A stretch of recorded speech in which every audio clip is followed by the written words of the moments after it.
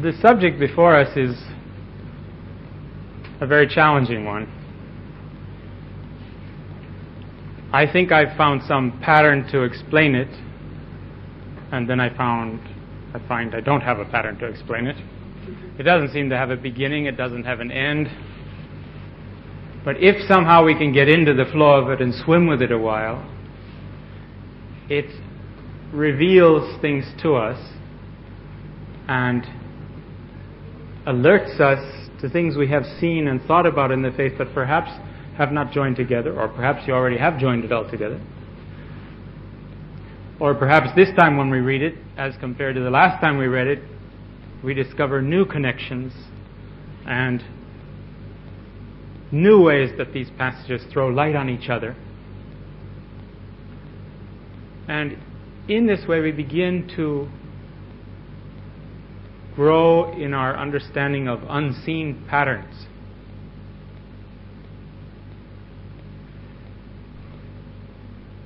One of the great comforts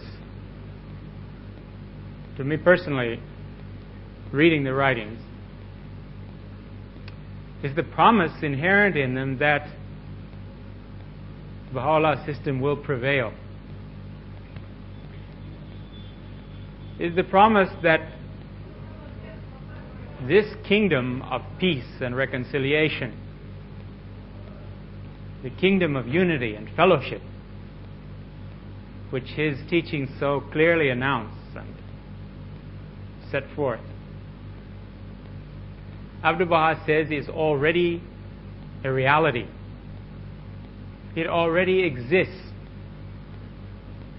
And it will appear in this world by degrees. My understanding is that this appearance by degrees is the progressive transformation of human consciousness, of the consciousness both of Baha'is and of non-Baha'is also in the process, through the crystallization in human consciousness of the ideals of the revelation, which are dynamic ideals. They are ordering ideals. As we absorb them and set them in the center of our being, they refocus and reorient our lives and the way we see things, and the way we receive things, and the way we interact, and the services we perform. We see an image of spirit flowing into the human heart, the human mind, and changing the murky state of most of our mentalities, instilling it with a capacity to change into crystal images. That is, in the same way we say that the truth of the kingdom of God will come to humanity, or will come to the world by degrees, also by degrees the pattern latent in the fluidity and uncertainty of human consciousness becomes fixed through the influence of this divine light, divine love, divine spirit that shines on the soul of man.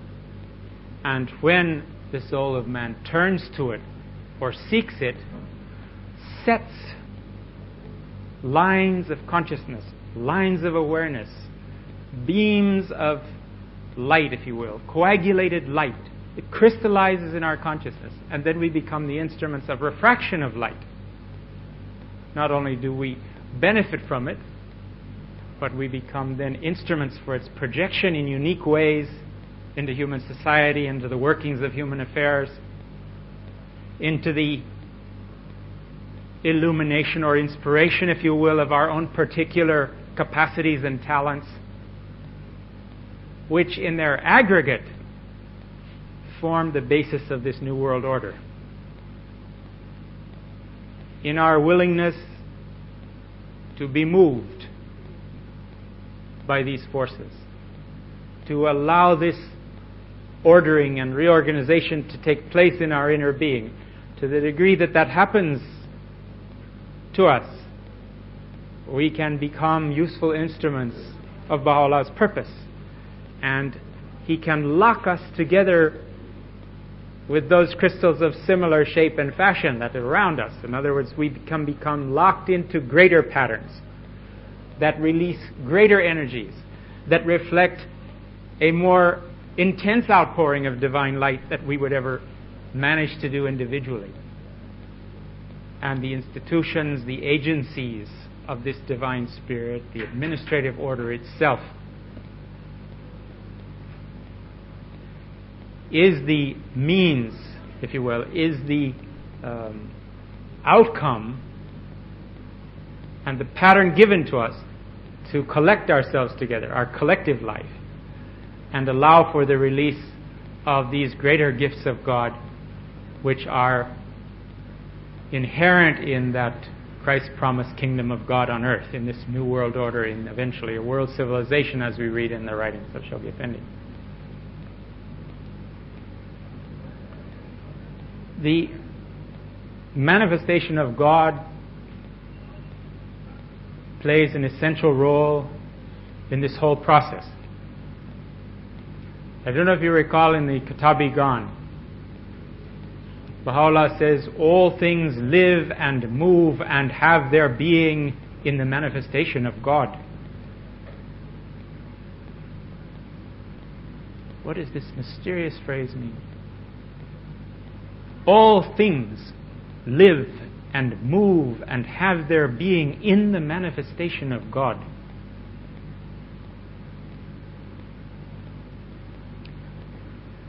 Baha'u'llah explains that in the matrix of the divine will, which is that all-encompassing reality that first proceeds from the Godhead, that is the ocean of being, if you will, in which all things arise, is identical with the inner nature of the manifestation of God. That divine will, that all-encompassing spirit, that ocean within which the fish of human existence evolve and develop, is the reality of the manifestation of God. It is an all-encompassing power. It animates all levels and expressions of existence or of spirit throughout creation and all the existence that we can imagine and beyond that. This Baha'u'llah affirms.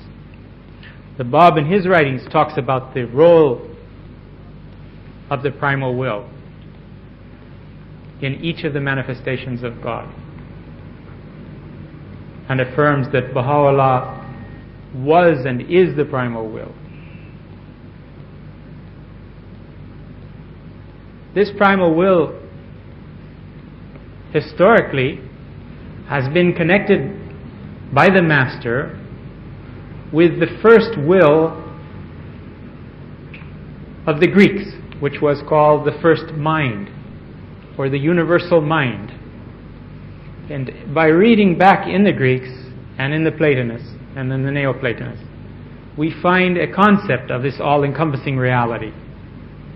Abdul Baha said what the Baha'is call first mind or first will or primal will is what the Greeks called first mind or primal mind. It's a concept that's existed in all the religions of God, but it's been much more defined in our teachings. In the various tablets that are collected in the gleanings, we see how he refers to the primal will through which all things have been called into being.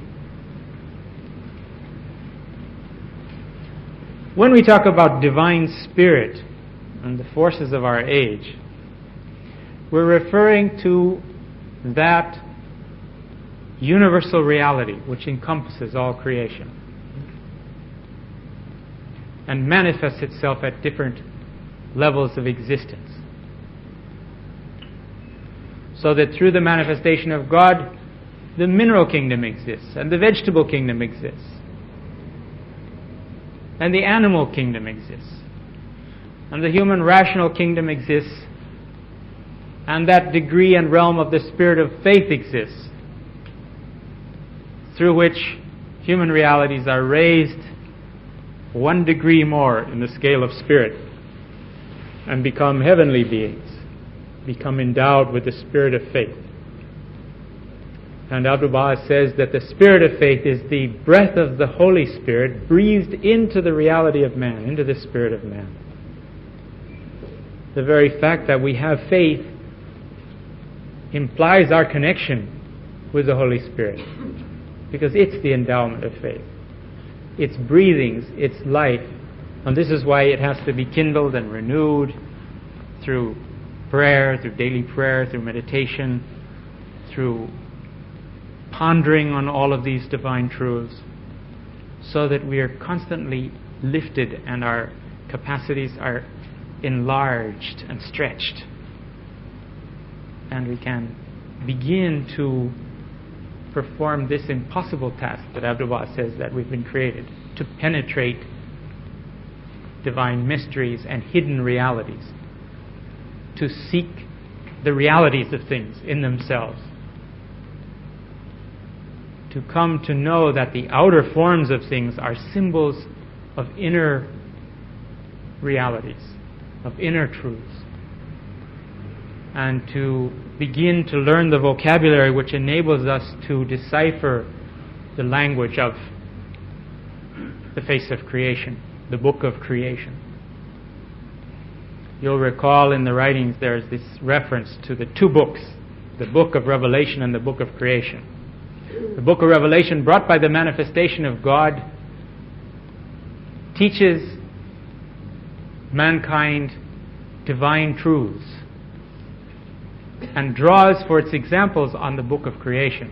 The book of creation being the outer world of existence. And Abdu'l-Baha says that both of these books are in conformity one with the other. They have the same author. And that knowledge of the one book, for instance, of creation, through science, through observation, keen observation, will throw light on our understanding of the book of Revelation. And the book of Revelation in turn will increase our capacity to penetrate and understand the book of creation. The interaction of these 2 books, these 2 divine gifts, if you will, to us, results in this growing understanding that we have. One of the problems of our age is that science has opted to restrict itself to surface observations. And while not always entering into the realm of denial of spiritual realities, through omission of consideration of such things, the scientific outlook has tended to fossilize into a surface, into observation of the surface appearance of things, and does not find itself in any way to affirm spiritual realities. As Baha'is, it seems to me, we have to guard against this. We have to try to break this cultural mindset that we've inherited from Western education, while not throwing out all the values that it has and some of the very useful tools that it gives us, because our approach to the study of even spirit should be scientific in method. It should examine very carefully, it should compare, it should weigh, it should ponder. But we have to break out of this impression, however subtle, which sits in us, sets in us, and limits us, that this is what's real. This is what's real. Spirit, something floats around, and maybe it is and maybe it isn't, but I sure know about this. And this is real. Well, it's the opposite of what the Master says. He says, this is false. This is illusory. This is vanishing, shifting sands. That is real.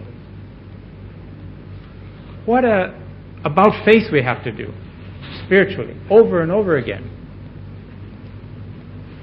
to properly reweigh our values and our understanding of existence. Fortunately, we have the tools at hand. We have the revelation. We have the greatest revelation that's ever been given to the human race in all recorded religious history. Increasingly, we must take advantage of it, explore its wonders, see what we can find out. Certainly, the quotes, and more especially the order in which they're arranged for this course, are not in any way definitive. Again, it's kind of like groping or swimming. If we can stay afloat, if we can come to the surface, if we can come up and see something that we hadn't seen before, or if you want to take another image, if we can draw ourselves away enough from the agitated existences that we live outside, even sometimes in our office experiences and everything else. It's as if the surface of our soul, like the surface of water, were agitated. The light of God shines on it and it flashes in all different directions, but we don't see any clear image. But if we can quiet ourselves, not only does the disk of the Sun of Truth become clearly imprinted on the surface of our souls, but it illumines the depths and unseen areas of our existence and reveals to us the treasures and capacities that God has set in our soul. It sets these latent capacities in motion. It begins to move them, and we can see into the depths of ourselves more and more. But it requires a certain contentment with God's will, a certain serenity, a detachment from the rhythms of outer existence, a resonance with the vibrations and power of prayers, the divine prayers that have been given us, using them until with that we hone the character and quality of our soul so that it becomes able to hear the divine purpose. You know the experiment where you take a metal sheet and you put iron dust on the metal sheet, and you can take a violin bow and you can draw down the edge of this sheet, and the tone or the quality of that sound orders the iron filings into coherent geometrical patterns, various ones for various tones. This is the same. There's a scientific image, if you will, or an image of the world, of the book of creation, that shows how when this divine bow of the master player touches the instrument of the soul, how the chaos of it, the confusion of the elements of our being suddenly become lined up, and in that appears these patterns and qualities and star-like images, as Abdu'l-Baha says, of the kingdom, appear in the surface of the soul. And those images, he said, then we can project and use in our working with mankind and our services to the faith and our teaching of the cause. It's a mysterious process. Now think of the same thing when we want to teach the faith. And we say, "Oh, Baha'u'llah, help me, I don't know what I'm going to say. What am I going to say? Oh, Baha'u'llah, Ya Baha'u'llah, Baha."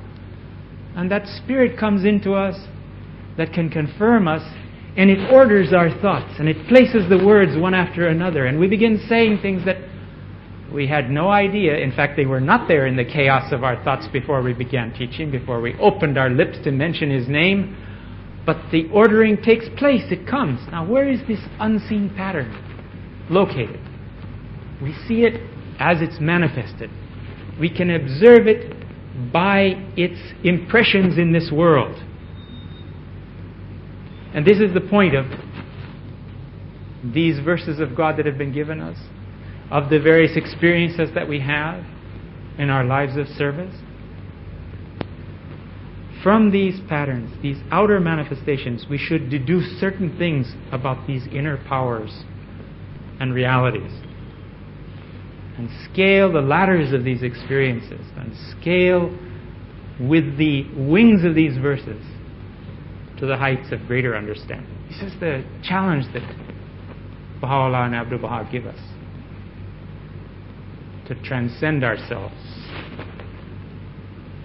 to become willing and suitable instruments of His purpose. Now, Spirit has been characterized in the writings in a number of ways. If my reading of these passages is at all correct, I get the impression that we have many names for one thing, for one reality. Also, Abdu'l-Baha speaks about truths at one level of existence are the action of a principle at that level of existence, which will also be acting at other levels of existence. That is, if you have a truth, you should be able to walk it up the scale of spirit and discover things at different levels. An example of this. In the Surah Ra'is, the Persian tablet of Ra'is, Baha'u'llah, and I have to paraphrase, I don't have the quote in front of me here, but Baha'u'llah says something like this. He says that soul, mind, spirit, heart, hearing, seeing are all one reality. That reality has been characterized by these different names in accordance with the way that reality is acting at a certain moment, or the way we look at that reality, the vantage we want to observe it in. So when it's thinking, it's called mind, and when it's feeling and that, surging with divine inspiration, we call it heart. And when it's seeing in the outer world, this power, this singular power, the rational power in man, the soul of man, we call it sight or hearing. The eye doesn't see, the soul sees. The eye doesn't hear, the soul hears. It's through the instrumentality of the eye and the workings of the pupil,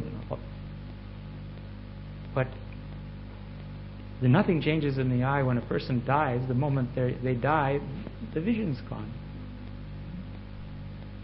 You can take that eye now and put it in another body, and the body that has the spirit still will use that eye and it will see with it. And it won't see the way you saw, though it's your eye implanted in this other person. It will see the way that person's spirit sees. It's an instrumentality. So now we see there's many names for one reality. In the ringstone, we have 3 levels of existence, 3 conditions of being described in the writings. The highest one is the existence or the realm of God or of deity. The second one is called the world of command, and the third one is the world of servitude, or the world of creation, if you will, in a sense, although in the broadest sense, the world of command is also part of creation, because it's the first thing that emanates from God. But it transcends the creation as we know it,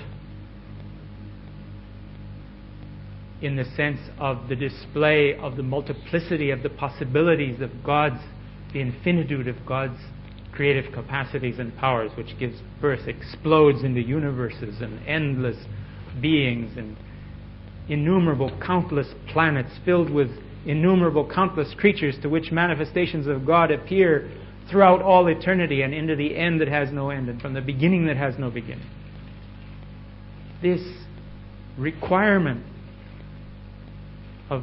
to show the abundance and endlessness of God's creative capacity just itches bursting all the time, every place.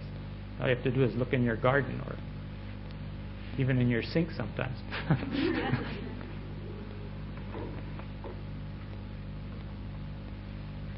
This central world of command, Abdu'l-Baha identifies in a tablet with the primal will. Back to our friend, the primal will. He says the primal will The world of command is that primal will, that universal reality which resolves itself into all things. It's an unseen power which resolves itself into the realms of creation without, Abdu'l-Baha says, taking anything from its own reality. It's an all-encompassing reality. There's a reflection of itself. In some answered questions, the Master talks about the Sufi, the older mystic image of creation, or of God being like the sea, and creation being like the waves on the surface of the sea. And he says that this is not so, that God transcends creation. But all of those definitions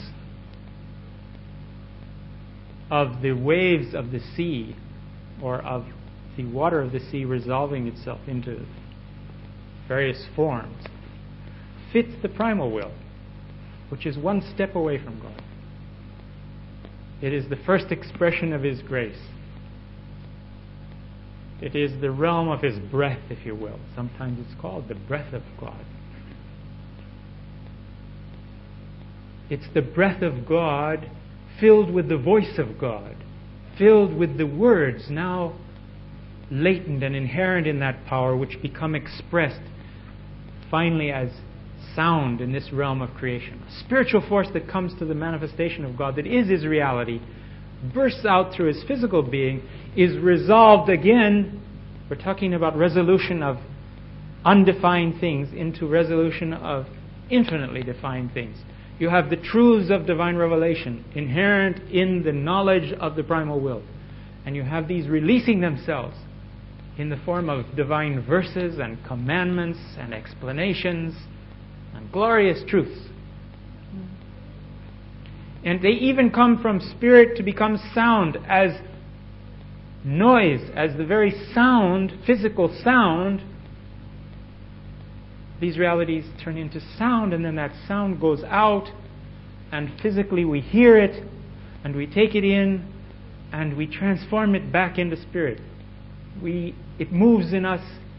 It's a vehicle. It's a carrier of truth. It's a very strange thing, the interaction between spirit and matter. Matter becomes the means for the manifestation of God to speak to us in this world. He has to make these physical sounds, and somebody or he has to write them down. And these scratchings with this black liquid on paper become the means of moving and transforming human realities for centuries, millions of beings, because of this paper with this physical ink on it.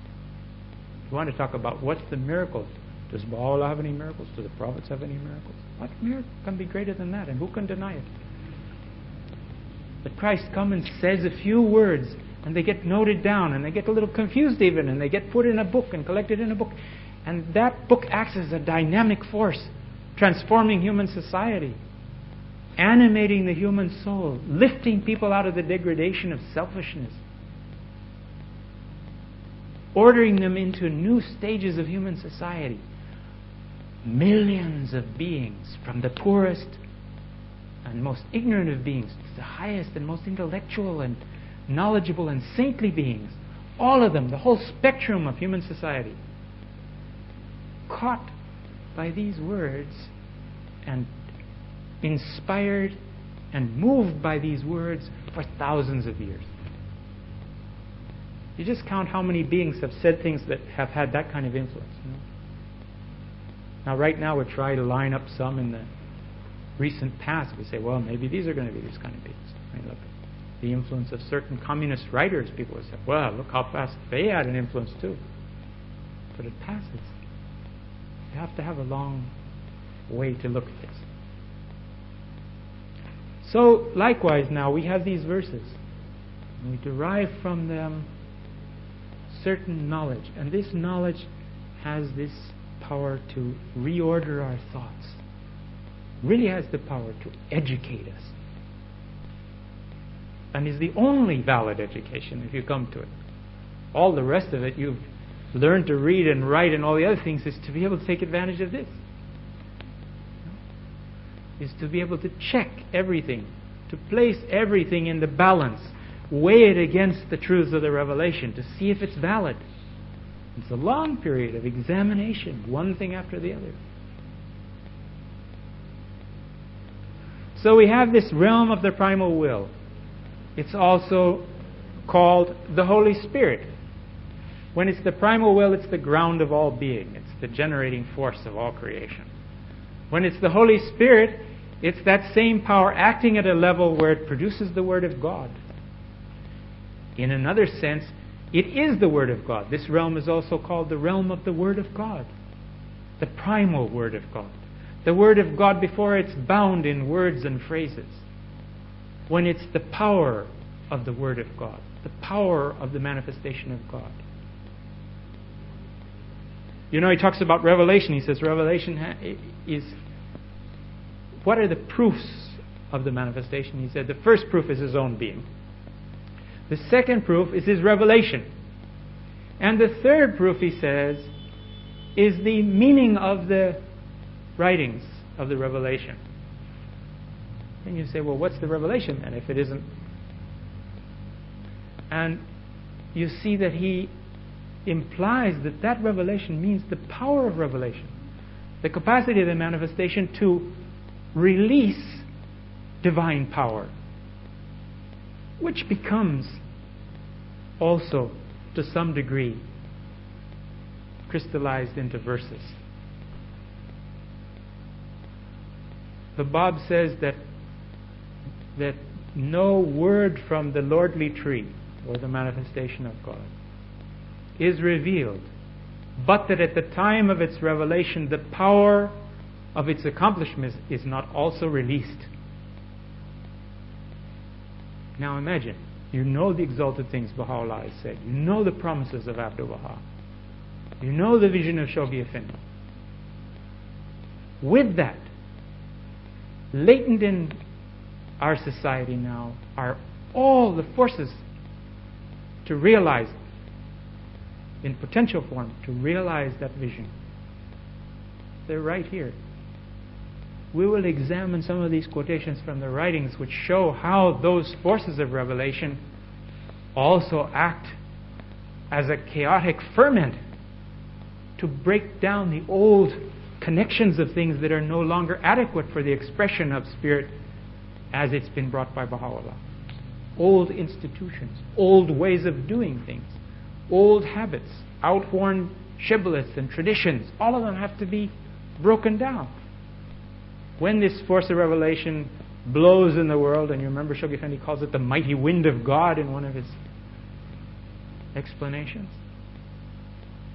it uproots things, it tears things apart.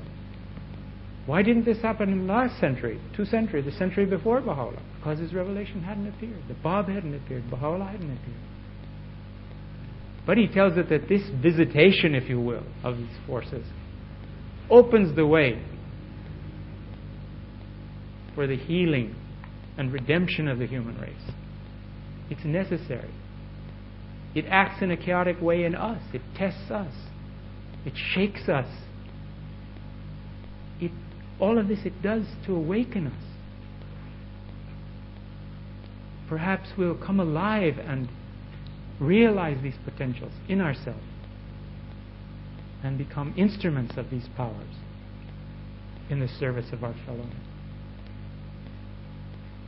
So we have the expression God is love. Also this power of this central realm, the world of command, is one of love.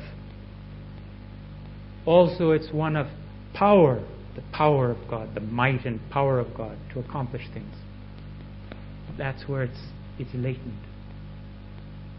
The Bab in his writings describes how all things come into being through 7 stages of contingency.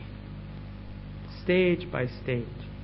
And the highest of these 7 realms, he says, is the primal will. One of our feasts is named after it. It's different from will as exercised by human beings, but it's the feast of will, Mashiat. Mashiate Avalier, this primal will, this first will. Then he says that this is a creative force a dynamic creative force that brings all things into existence. From it is born a second power, a second level of contingency, which is called divine purpose. In the realm of the divine will, nothing is yet defined, but the possibilities of all things exist. Whenever an idea becomes crystallized, becomes fixed, becomes set, becomes engendered, it moves to the realm, it now is the realm of divine purpose. And then it gets fixed with destiny and fixed decree and predetermined time and various qualities and functionalities, and all these things get attached to an idea or a reality or a creation, if you will, as it comes. And he says you can find this in yourself, where you want to do something, and you start with an idea. That's the mashiach of you. That's the divine will. That's the level of will that you have. Will, and then you define purpose to your will. You have an intention to do something, and you gather the means, and you decide when and how and with what materials and what's going to be the outcome of what you're going to do. And you find these are mirrored. Again, here we have a divine truth that operates at that level of divine reality, reflected in the individual human reality, and you find this truth. In the same way that you now see this image of man as one reality, human reality as one, soul, mind, spirit, hearing, heart, in the realm of the divine manifestation of God, you've got this divine will, you have the Holy Spirit, you have the Word of God, you have the love of God, the power of God, all these synonyms for that one universal reality, which is that other degree of existence beyond the human realm, and which distinguishes the manifestations of God, infinitely distinguishes them from anything we can know or understand in this world.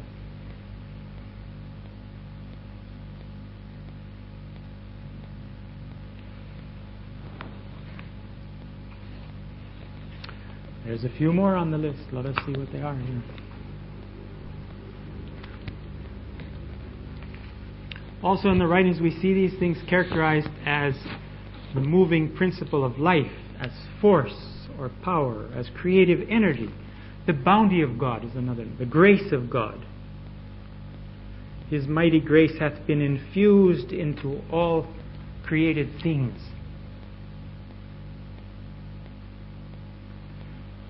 Light, we know when it hits a prism, it refracts, we see all of the qualities that it has inherent, and we see this whole spectrum of color. Primal will is like this pure, colorless light. When it comes to the realm of divine purpose and its expressions in creation, then it begins to display all of this range of possibilities that it has.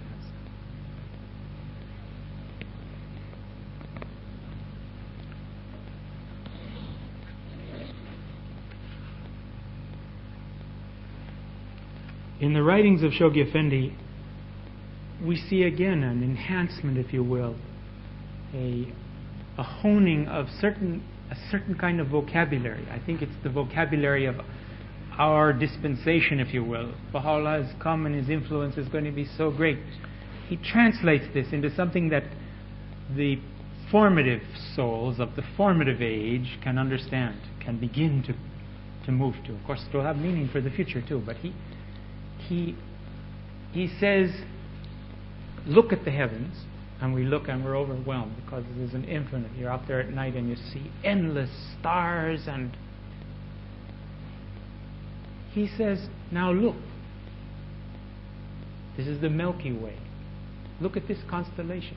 Look at that star pattern.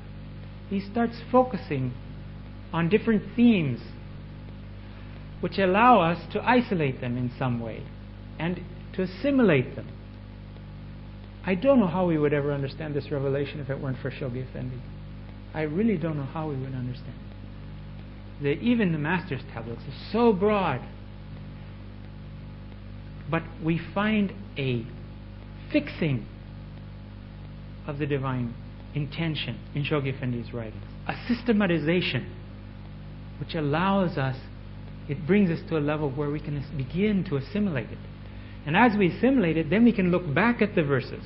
If we want to understand Baha'u'llah, we learn Shoghi Effendi, we'll understand Baha'u'llah. If we want to go directly to Baha'u'llah, it's almost too much. But through him, we begin to see how we can order and collect quotations on different subjects. How we can derive from them parallel truths, so that we begin to see these patterns reflecting back and forth in different realms and conceptions of revelation. Shoghi Effendi refers to this. He says, the divine and inexhaustible energy, forces of love, strength, and harmony, he speaks about, latent in the community. He talks about world-shaking, world-energizing, world-redeeming spirit. And again, he speaks about the generative, purifying, transmuting influence of his spirit. The undying, world-vitalizing spirit. World-directing, world-shaping forces released by the revelation. Outspreading energies. Another passage here first. He speaks about this new force in the world, the sole one that can regenerate humanity. Reinforcing power of Baha'u'llah is immeasurable. He's stating a promise to the believers. He's asked them to do something. He talks about the deployment of world-regenerating forces. Over and over in his messages, he refers to these themes. He speaks about the energizing influence generated by the revelation. We see revelation releasing power. We see power giving birth and release to creative energies. We see energies setting in motion processes. We see processes gradually leading to the crystallization of these same energies in visible agencies and instruments for the original purpose of the divine will. Lamps in which that power and light of God can act and shine. We'll see this. We see this in the writings of Shoghi Effendi. We're going to look at the quotations now in the coming weeks, section part by part. This is a kind of overview. It's a little overwhelming, even for me, when I try to figure out what I'm talking about and how I'm putting this all together. It's too much. But just to try to get an overview, the broad view of it. And then we'll come into parts of it, like Shoghi Effendi has shown us. Purpose of the Spirit, he says, the revelation has released creative energies and stills capacity for the final stage of the evolution of mankind. These forces, he says, have been made to operate for the emergence of the world order. The world order itself destined to release creative energies which will inspire and direct world civilization. This is the same thought that we had earlier of how, as we who are the elements of world order, after all, the world order Baha'u'llah is not these buildings on the mountain. They're an expression of it. They are the outer crystallization, if you will, of the faith, of the dedication, of the devotion of the believers, who through their sacrifice bring about the material means so that this outer face of the cause can appear. But the world order of Baha'u'llah really resides in your hearts. You know? And it's only going to grow as fast as your inner beings develop the capacity to reflect and incarnate these energies. In that comes the expression of this redemptive capacity of the cause, and will move us towards progressively greater stages of unity. And it's this unity and love between the Baha'is which allows subtler, more infinite energies of this same system to release themselves. We'll find out that there is a progressive, if you remember, you've seen this maybe yourselves, that there's a progressive release of these energies. They've filled the world of being, and then by stages now they'll be released in accordance with the efforts that we make to put this pattern together. Now we have these agencies that guide us, that tell us this is the time of this plan and these objectives and this is what you have to put your nose to and do it. And it brings us suddenly to a new stage of possibilities and opportunities. And we have to trust that in the covenant and the motion and direction of all these goals are the means of attaining the groundwork, if you will, of this formative age of the faith, which will allow for the stages that come in the future.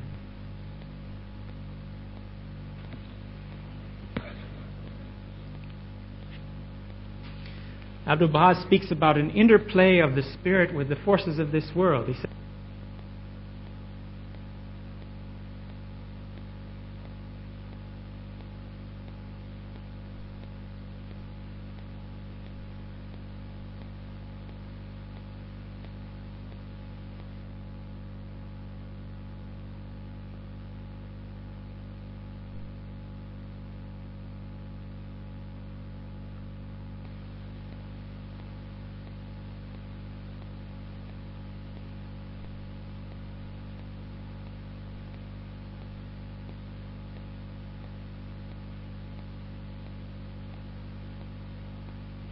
Paris Talks, page 179. That's something to meditate on this week. The forces of the higher worlds interplay with the forces of this plane of existence. He talks about, Shoghi Effendi talks about periodic crises, which are instrumental in releasing a further measure of the latent powers of the cause. Now, that operates both at the individual level and at the collective level. Both within us, each of us. It happens at the local community level, it happens at the national community level, it happens at the international Baha'i community level, it happens at the world outside the Baha'i community level. Periodic crises, which then produce a rapid change, a kind of a release, a readjustment, a reorientation in vision. It suddenly becomes easier. You find people talking about the oneness of mankind. Now, 30 years ago, 40 years ago, you talk about this and you didn't, people would look blank, like, oh, that would be nice, or something. But now, they say, yeah, that's what we need, You hear people kind of responding spontaneously outside of the faith call. They're getting the idea that the human race is one and that we've got to get ourselves together and we have to do something, all of us together, to make sure that it'll be all right. And the very instruments of mass media put the sufferings of people on the other side of the planet in our living rooms, in our consciousness, through the photographs, through the newsreels. All right, there's an exploitation of it. There's all kinds of other unpleasant elements that come along with it, but it has the result of familiarizing ourselves with the commonality of human suffering all over the planet.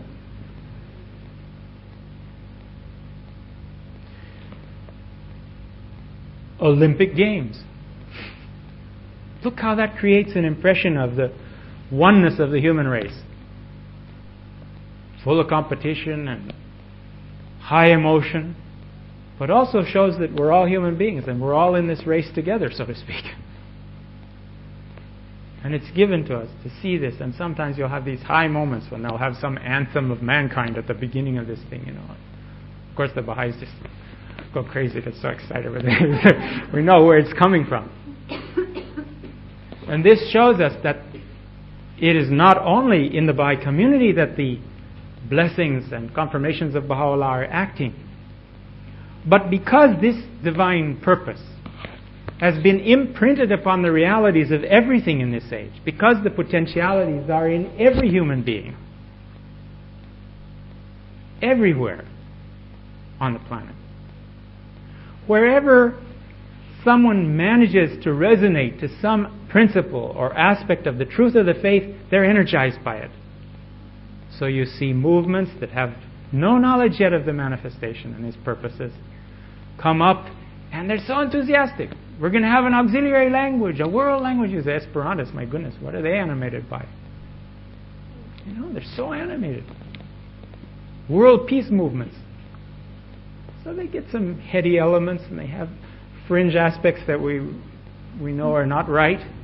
But yet, the thing that moves them forward, kind of in the core of their stir, is the fact that they've caught something of the spirit of the age we live in, which is this imprint of Baha'u'llah's purpose, God's purpose.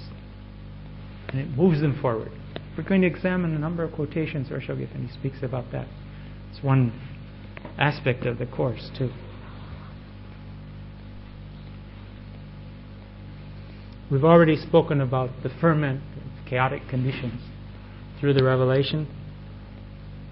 We'll come back, of course, to the theme that you're already well familiar with, the twofold processes of integration and disintegration, and how they interact on each other also. How the very falling apart of the old world order fires us, challenges us, sobers us as Baha'is. You know, with each quickening of the disintegration of the outside society, we realize somehow in our inner consciousness, we understand we have to do more. We have to try to be what we're supposed to be. That if we're not that, what hope is there for mankind? And in the midst of that fire, we have to burn brighter, because we are the repositories of the truths of the faith. And if we want to burn bright, we've got to put fuel in our lamps. We have to have it in there. We have to have the possibilities. So when we can open our mouths, Baha'u'llah can use us to speak to many people, many souls, or to the right souls who will then influence many souls. We don't know how these things work, in mysterious ways.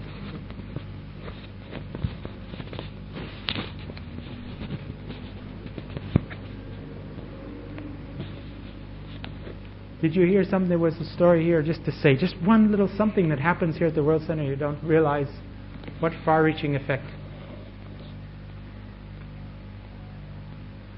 A woman came to the gate at the seat and wanted to come in. The guard told her, you can't come in. You know, it's not possible to come in. And they talked a little bit, exchanged a few words together, and he asked her where she was from. And she said, I'm from South Africa, white South African. And our black African guard said to her, oh, a fellow African. She went back and investigated the faith in South Africa because of that remark. She was so touched. She went away shaken by this thing. Spontaneous on the part of our friends here. I mean, what? Not only that, she told the people there, you know. She told other people about it. You see what one correct act, one correct word can do, the influences it can have. How many people will she teach the faith to? How many people will the people she teaches the faith to teach the faith to?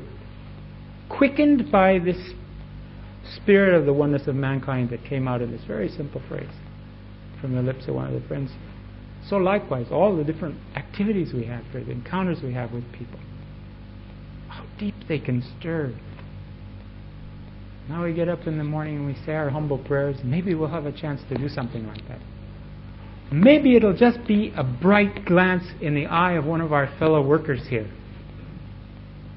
that sets them right again. It kind of sets their timer, you know. They say it's worth it, you know. Gosh, what a great place to be. Why did so-and-so smile at me like that? It was great, you know.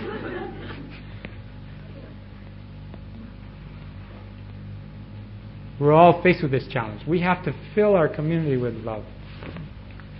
And the best time to do it is when you don't feel good, when you're sad, when you're tired, because that's the likely the time you're going to be the gruffiest and the most unfeeling. After all, I'm tired, you know. I deserve to act the way I want to act right now. You should understand me.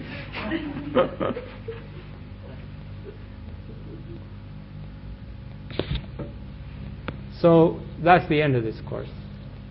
This is not the end of the course, but that's the end and purpose of the course, is that it comes back to us and gives us the means to renew the way we view each other, to renew the way we act with each other, to renew the way we view mankind, to fire us with the vision of what's coming ahead.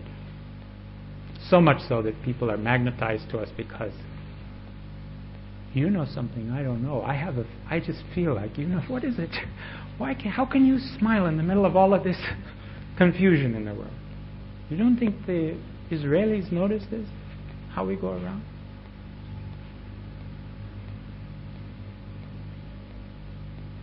You don't think that if we make a mistake, it doesn't hurt them? They want to believe that this is it,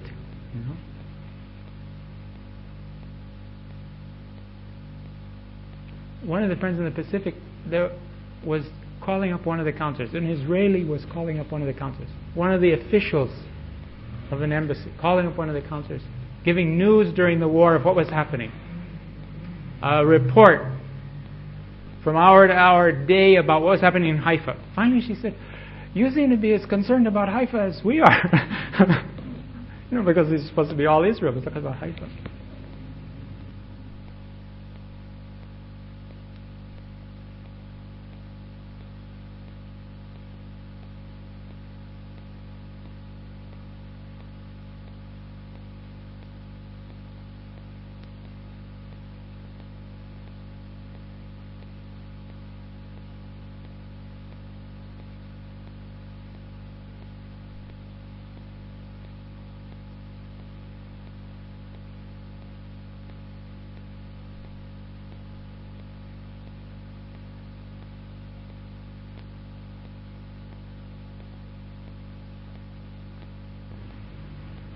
But lots of seeds will be planted in the meanwhile. And your actions and your qualities, those are the seed sowers. Those are the seeds. You're the means of planting these little luminous seeds. The shop people, the people on the buses. How many times have you gone into a shop someplace that you've never been into before, and before many words are exchanged, they say, "You're a Baha'i, aren't you?" You know what I mean? Well, they know it before you tell them. So this is a kind of a view of what I hope in classes to come we can look at in more isolated segments. I'll tell you the themes of the quotations that have been gathered together, and then we'll finish for tonight. Revelation as the source and origin of divine or creative energies. We consider something of the way the revelation is experienced by the manifestation of God from His own words and from the words of the guardian about that. The impact of creative energies on human society in general. This revelation as a source of universal ferment. The progressive release of divine energies. They grow, they increase. Creative energies in the covenant, the specific relationship between creative energies and the power of the covenant. The crystallization of creative energies, the emergence, in other words, of world order, of the instruments of world order, the agencies of Baha'u'llah. The dynamic influence and release of creative energies by the Baha'i houses of worship. Some very interesting passages on this that fit in with this whole picture. Divine forces and how this acts on the propagation of the divine plan, the Master's divine plan. Crises and the release of divine power through trials and difficulties and calamities.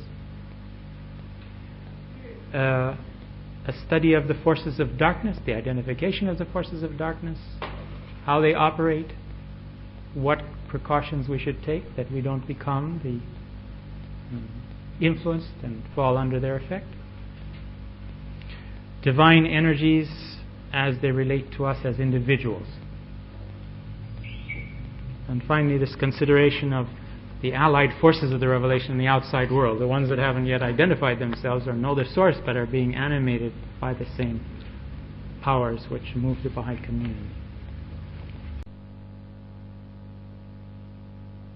Spiritual unity that's so highly extolled in the faith and is one of the very goals of the cause itself, the spiritual unification of mankind, not just the political unification of mankind, not just a development of courtesy and politeness which leads us to the conclusion that it's better for all of us to put up with each other's shortcomings than to fuss about them. Not that kind of unity of mankind, but the unity of mankind which is actually the love and attraction of each human heart for the reality of God that it sees reflected in our fellow creatures. That ecstatic attraction of the human realm, of the realm of a new society, of a new race of beings, is the ideal that we seem to be moving towards. So the considerations that are really piecemeal, what we're discussing in this topic, because it's such an all-encompassing thing that obviously we can only approach it, we can pick at it from this side and from that side and try to gradually form some kind of increased understanding.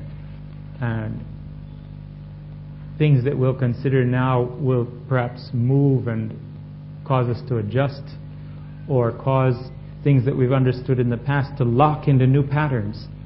So we'll see a larger picture. It's like a picture puzzle. You're putting down a piece here and a piece there. Suddenly you find the piece that causes a whole section of the puzzle to become clear, and you see the intention and purpose of it. And so it seems to me, as we draw together various facets of the Baha'i teachings, we begin to see things in a new way. It opens new vistas to us. And those vistas are the very means of energizing us and of attracting to us the implications, these latent potentialities that are in the teachings and in the cause. And that, of course, makes us happy. And making us happy causes us to serve more, causes us to strive more, causes us to do whatever we can to promote the interests of this great process.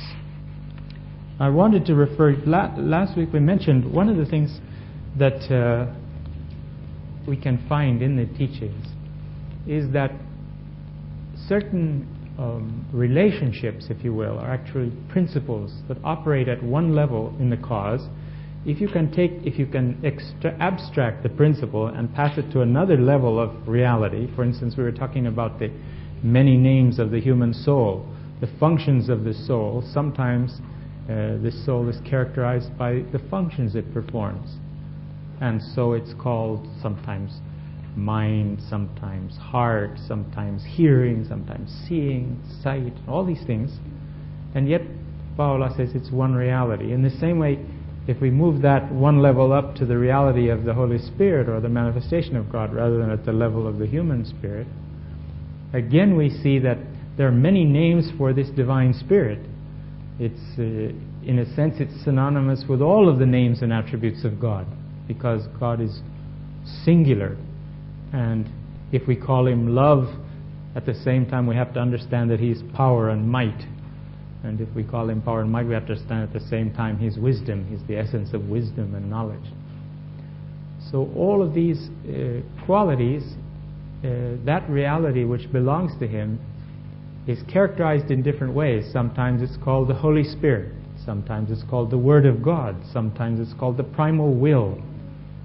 Sometimes it's called creational force. Sometimes it's called universal reality. It has various...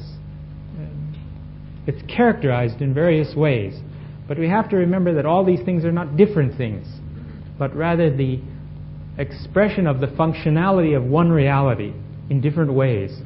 So we have it at the human level, at the human reality level. We have it at the reality of the manifestation of God, that all-encompassing reality that we find is mentioned as, sometimes referred to as, the most great ocean. Here's another characterization of this reality. And Abdu'l-Baha speaks about how we are all fishes in this reality. Sometimes it does. We don't realize how dependent we are on it, how we live and move and have our being in that reality of the manifestation of God, how He is ever present with us, how He's closer to us, as He says, than our life vein at every instant, how He desires communion with us, but we don't trust Him sufficiently. We hold to our own intentions and purposes too much. We depend on ourselves rather than on Him, and how the whole purpose of His teachings is to shift this emphasis in our lives so that we do place our trust in Him. Now, along this same line of this moving in meanings, we have explanations in the teachings about the relationship of the spirit or of the soul and the body. That the soul is the animating factor for the human body. That it isn't that the body comes into being and then gradually the soul grows, but that the soul is there first, and it is the cause of the amalgamation of elements in the womb, and it contains the patterns, if you will, the what can we say, the creative energies, or the configurations which will imprint themselves on this substance that's being drawn together through this force, until it starts to develop and manifest the hidden qualities of the soul, which, of course, in the sense, as we would know it, are the instruments through which the five senses can operate, for example, through which the five inner senses can operate, through which the five outer senses can operate. And perhaps you'll recall, I don't know if I think I've got this quote here, it's better I read it for you than paraphrase it.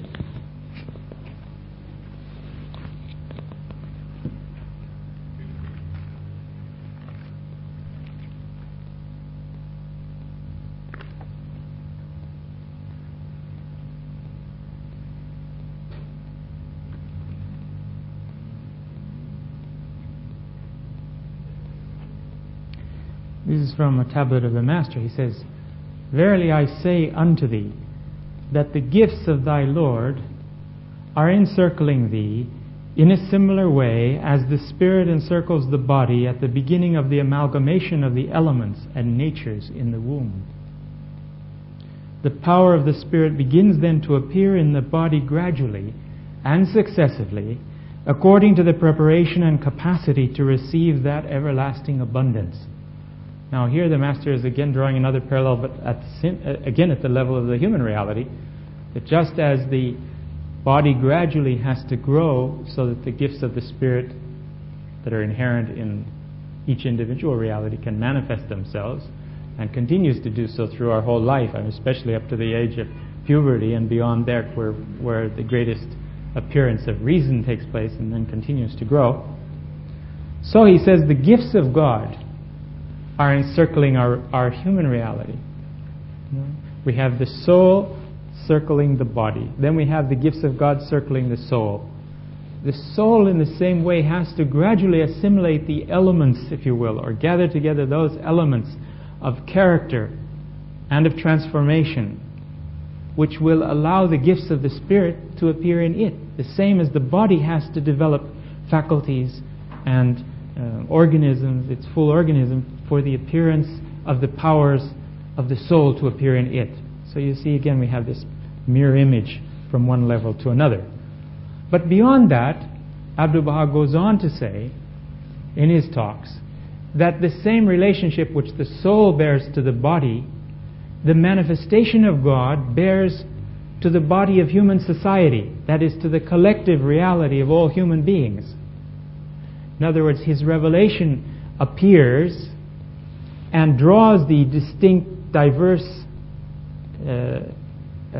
scattered elements of human souls into patterns and into relationships which allow for the great gifts of the divine spirit of the manifestation of God to make their appearance in human society. And that these gifts are not going to appear just in one individual, although they do. They have their level of individual expression, but then they have this collective expression. And that collective expression is ultimately the kingdom of God on earth, for which humanity has been prepared and schooled and developed over the centuries since the beginning of the Adamic cycle. Now we're witnessing the consummation of that. We are now beginning to see these forces that are operating to draw us into a consciousness and awareness of the oneness and wholeness of the human race as a start. Then these gifts of the Spirit, of the Holy Spirit now, that Baha'u'llah has brought, will gradually make their appearance, and it will become clear to us, as Abdul Baha says, how great was this century, and how mighty is this age, and how wonderful is this cause.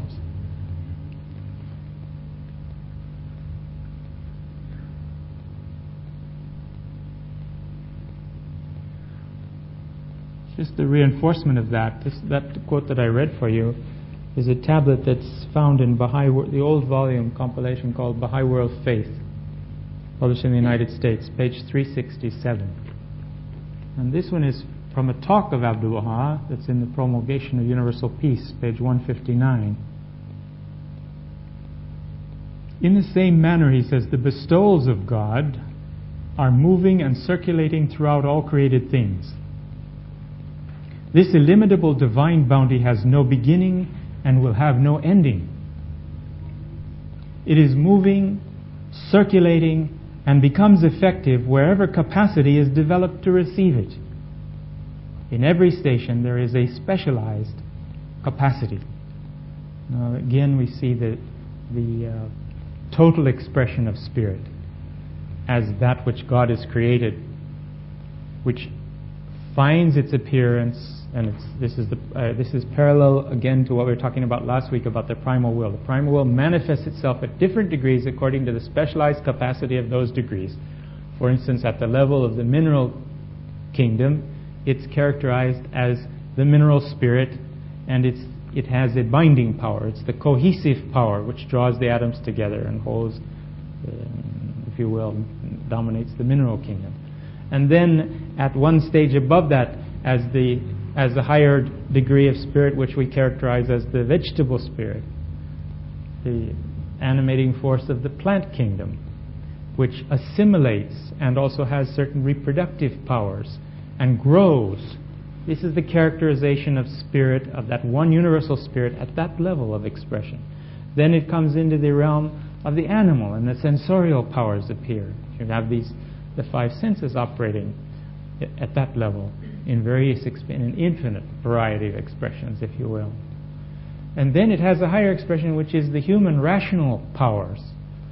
Those normal powers, which are the birthright of the human race, they receive, but which are limited and wed to the animal kingdom, unless attracted and transformed by a still higher power called the spirit of faith, which is another level of the manifestation of this one reality, which draws the human reality from its attention to the outer physical things of life to the higher spiritual truths, which then enables it to use the lower physical things as a means of discovery of more and more divine wisdom, because the whole world in that sense is like a laboratory. It's a workshop. It's full of examples that God has created there to stimulate our spiritual understanding and growth. Then above that is this highest expression of spirit in the worlds of creation that we know of, and that's the Holy Spirit, the spirit of the manifestation of God when He appears. And this relationship of the Holy Spirit to the human spirit, Abdu'l-Baha says, is like the breath of God. He says that the spirit of faith, which is that animating force, the effect or influence of the manifestation of God in us, he says that spirit of faith is the Holy Spirit breathed into the reality of man. We read the prayers, we draw it to us, we attract to us because in reading we turn, that is, if we are attentive in prayer, we turn, we orient ourselves, and we begin to resound, if you will, resonate to this power of prayer, to the influence of these divine verses that have been given us to recite, and we commune, if you will, with this higher kingdom, and then that begins to affect our reality and to change us, and causes us to cut ourselves from our attachments to this world and become more concerned with enhancing the quality of that connection, that relationship, that love that we've found in our being through the manifestation of God. Now, to go on a little with this, I'm sorry, last week I ended up giving a soliloquy too. I didn't mean to do that. Usually in these courses we have time for questions and points that any of you might like to make. And if some of you would like to ask something at this stage about what we've talked about so far, or to add some clarification or any point at all, please feel free to do so. It's a class, it's not meant to just be a talk.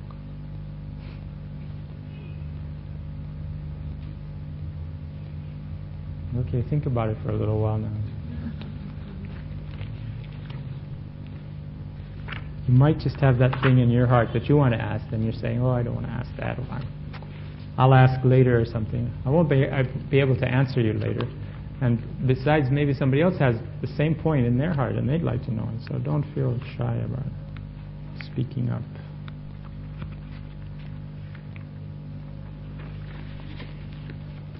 There's a statement of Shoghi Effendi that is right on the same subject, the relationship of the spirit to the body of man.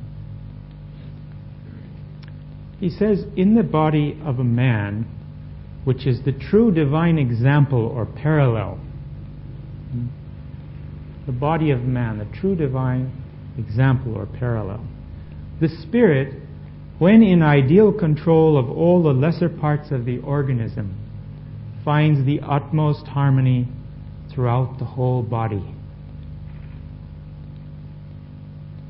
The spirit, in other words, is intended to control the body, to direct the body. The body needs to submit itself to the influence of the spirit to attain to the highest degree of harmony and to the most vital expression of its own life force, if you will. Listen to this once again. In the body of man, which is the true divine example or parallel, the spirit, when in ideal control of all the lesser parts of the organism, finds the utmost harmony throughout the whole body. Obviously, health is depending on this. Disorientation, psychological disorientation. Look at what a havoc it causes in the body. How much disturbance, how much happiness. Now, this some of the new trends in medicine are to reinforce what's called, for lack of another term, the vital force in your body. That you have a vital force which tends to want to orient and harmonize all of the elements of your being. And if medicine can assist that vital force to operate, if it can remove any of the impediments, for example, if there are some inadequacies in our diet or in even the physical makeup, sometimes even in the elementary makeup of our body, if those can be balanced again, then the vital force can operate and then health makes its appearance and so on. Now you think about that. He says this is the divine example or parallel. He goes on to say that each part is in perfect reciprocity then with the other parts, because there's a spiritual design, and that design then is influencing the relationship of all the other parts in the body. The commands, he says, the commands and impulses of the spirit are obeyed by the body, and the body in turn in its actions and functions identifies and determines the expression the spiritual impulses shall take. So it has a part too, It isn't just God expressing himself in society, but it's the unique way that all of you express that in your collectivity, which will, if you will, manifest in new ways, in fresh expressions, the hidden powers of the Spirit and of these gifts of the Spirit. Commands and impulses of the Spirit. This tells us the Spirit is an impelling force, that it does command, it wants to command, its rightful status to command. We've been given free will, so we're not automatons, if you will, in the process. We have to submit to this change. That submission, which some people feel is a very debasing element, those who are not in religion oftentimes think this is a weakness, a certain weakness. You have to have religion poor things are dependent. I'm glad you have a religion and you like it, that if you need it, you need it, you have it, it's all right. I'm certainly above those kind of things, I don't find any need for it. Why should I look into it? And they're isolated completely from the possibility of that. Then they have no idea what a heroic act it is to try to submit even one little ounce of our self-will to the purpose of God, and how painful it is. I don't think anybody that's from the outside says, this is nothing.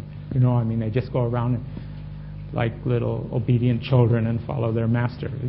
The human being is not made that way. It doesn't easily submit to its master. So that probably the most heroic and most courageous acts being performed in the world today are the ones that are of those souls who are trying to discipline their self-will and become instruments for this new reality which has appeared in the world. It's mostly the Baha'is are on that. Some other people are still doing their best through the older religious forms, but obviously the Baha'is are in the lead in this and trying to, because they have the benefits of the revelation for this day. So here we have this heroic act that's taking part so that the Spirit can appear and so that it can determine the ordering and character of human society in accordance with the preconceived plan of God.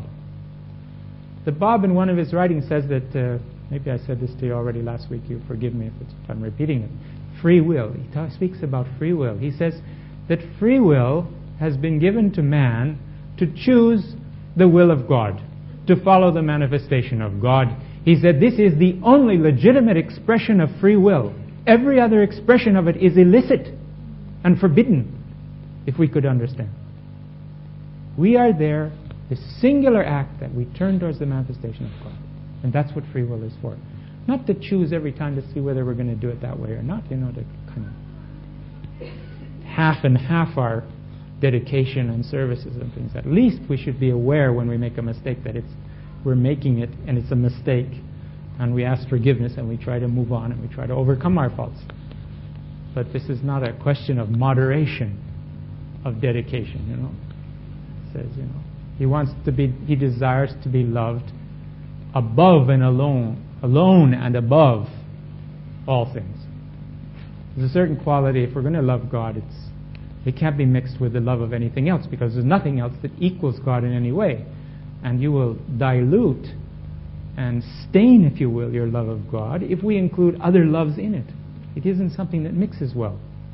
So the love of God is the prime love, from which then are derived all the other loves and affections of our lives. And they have legitimacy because of our love for God. But if we don't love God, everything gets out of kilter. It's all askew. And we will cause problems for ourselves and problems for others. And this can not only mean in our human relationships, but in our relations to material things, or to ambitions, or to position in life, or to acquisition of material goods, whatever it is. If we allow that love to be stronger than our love for God, then it becomes illegitimate and doesn't help us to progress. And it certainly humbugs and hampers the development of human society and the expression of these things that we're talking about.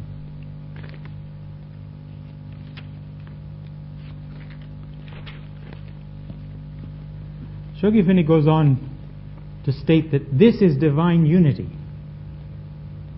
And this law, being universal and found in every created object in the universe, this interrelationship between spirit and form or body, found in every created object in the universe, has full application to the universal Baha'i organism made up of believers everywhere, which has been established by the manifestation of God.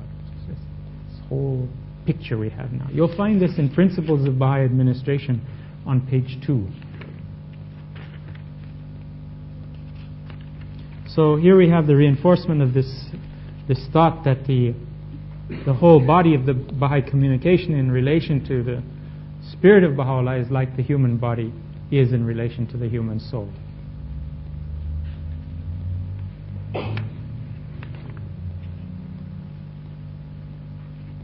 In this same vein, and from the same quotation, another paragraph, Show you if any makes one other distinction here that I wanted to mention. He says, should we build up the administrative world order to a point of absolute perfection, but at the same time allow it to be hampered or disconnected from the channels within, through which channels the Holy Spirit of the cause pours forth, we would have nothing more than a perfected body, out of touch with and cut off from the finer promptings of the soul or spirit. If, on the other hand, the influxes and goings forth of the Spirit are scattered, diffused, and subjected wholly to the more or less imperfect guidance and interpretation of individual believers, lacking both the wisdom secured through consultation and also the lights of real unity, which shine through consultative action and obedience thereto, a disordered and disorganized activity would be witnessed, which would but dimly reflect the divine purpose for this age, which is no less than the establishment of the reign of divine love, justice, and wisdom in the world, under and in conformity to the divine law. So we need the form of the administrative order, but at the same time we need this commanding impulses of the Spirit to operate in that form in order for it to fulfill its purpose. I don't have the note here in front of me, but in the explanation about the Mashriq al-Askar, in Shoghi Effendi's letters in the book Baha'i Administration, he talks about the purpose of the Mashriq al-Askar. He speaks about the central edifice. He speaks about the spirit pulsing from that edifice, and he talks about how it needs form in which to operate, and how he seems to give more importance actually to its expression in society than to its release. It has to have its effect to fulfill its purpose, so to speak. Now we will see as we look at this whole process that the same power, as Baha'u'llah has affirmed in the Kitab-i-Gan, the same power released by the Word of God is like a sword which severs the sincere from the insincere.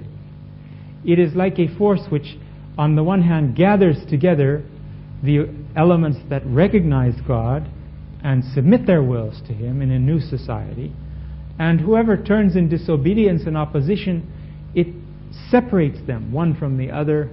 It destroys institutions which are now no longer useful to human society, so that those elements are floating free, if you will, so to speak. And in the process of calamities and sufferings, gradually go through a purging, which perhaps will endow them with capacity at a later stage to be drawn into the pattern and become part of this.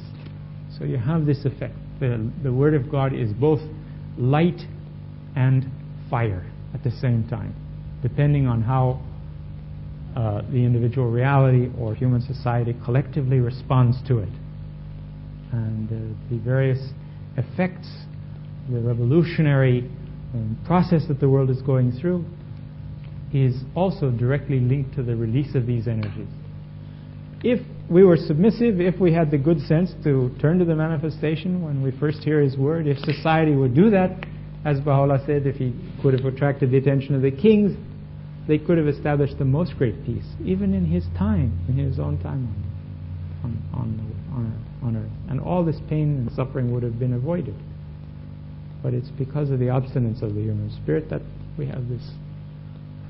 And this is, of course, part of the great drama of our age. And this is this encounter of the forces, if you will, of light and darkness. Mm-hmm.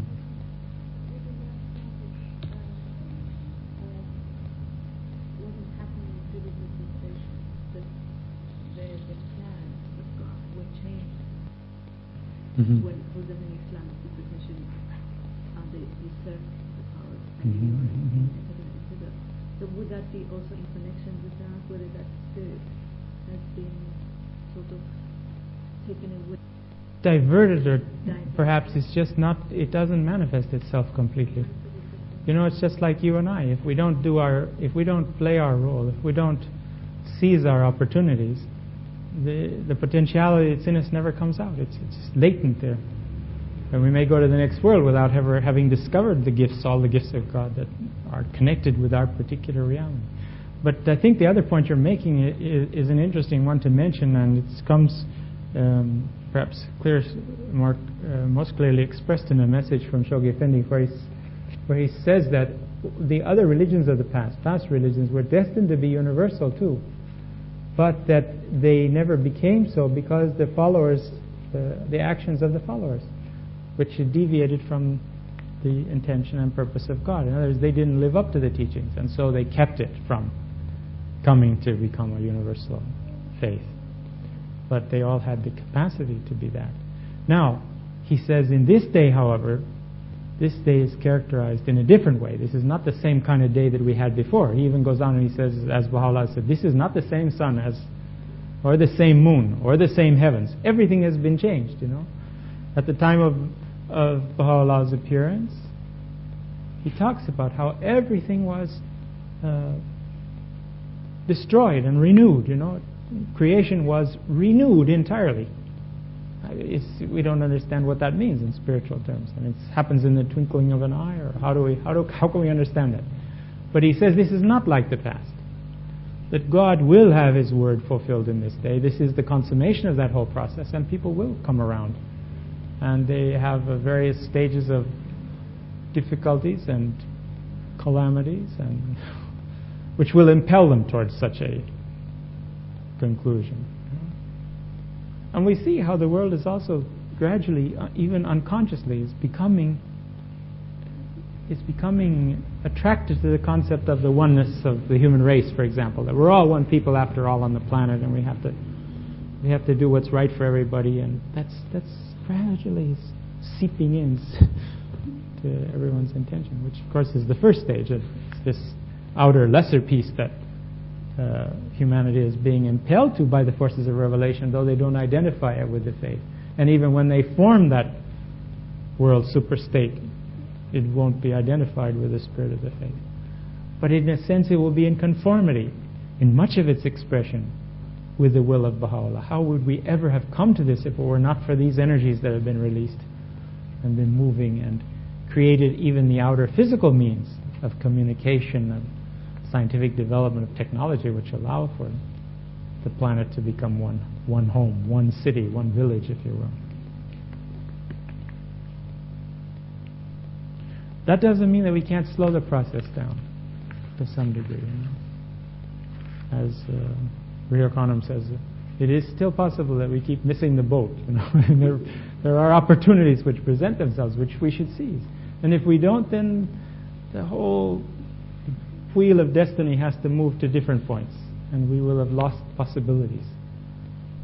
Now eventually it comes out all right, but it's like in our own lives when we realize we're going off, we got on a tangent, and we weren't doing what we really should have for the cause, and then we realize it and we come back. What if we hadn't done that? What if we'd been right on the mark, you know, serving the cause, doing things we should? We don't know what we're missing, you know, what we have missed by a little laxity of dedication or of devotion or so on. What will we feel like if we leave the world center and we reflect that we didn't push as much as we could? You know, we saw other people seem to be kind of lagging in the job, and we saw they took longer coffee breaks, and we saw they did this. So we came. Well, we didn't want to offend people. We just fell into the pattern, and we did it. Then we got a kind of a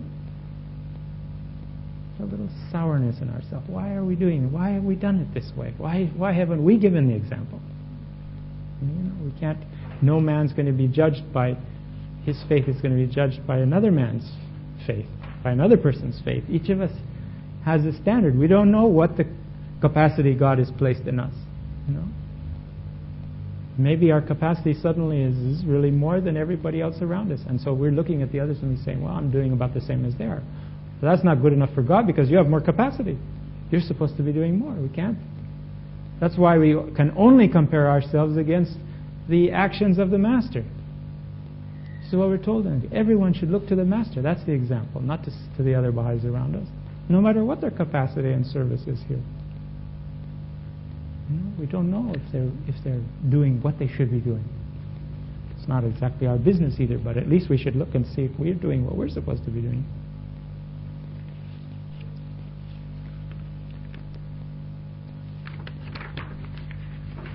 Now, last week we discussed the themes that we're hoping to cover.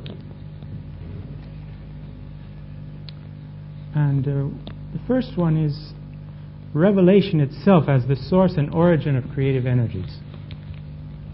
That the Word of God, that the manifestations coming, is actually this appearance, the burst of spirit, if you will, in the human realm. And there's a lovely statement you can refresh your memory of in the foreword to God Passes By Shoghi Effendi. First couple of pages of the foreword. I recommend that to you. In 1941, Shoghi Effendi in a message characterized the faith in such a very special way. I don't think any religion has ever been characterized in quite so briefly, in quite so arresting a statement. He says the faith of Baha'u'llah, he refers to the faith of Baha'u'llah, that priceless gem of divine revelation, enshrining the Spirit of God and incarnating His purpose for mankind in this age. The faith of Baha'u'llah, priceless gem of divine revelation, enshrining the Spirit of God and incarnating His purpose for mankind in this age. In God Passes By, Shoghi Effendi, in a passing reference to the Bab, says, the Bab, the fountainhead from whence the vitalizing energies of a newborn revelation had flowed. See the manifestation as a fountainhead, and these vitalizing energies are pouring out in the world from their reality. Not just writings and teachings, but at the same time releasing energies. And as we read those writings, we capture these energies, so to speak. They begin acting on us. We become agents of them through our recitation and attention to the text. And then that energy and same vitality manifests in us. And then we get all excited. We read the writings and we're all excited. We want to do things. Because this vitality, that's the vitality that the manifestation has released. That's making its appearance, so to speak, in us. Again, in God Passes By, Shoghi Effendi refers to a dynamic process. The whole appearance of the faith and its operations, if you will, on the planet. He calls it a dynamic process. Divinely propelled.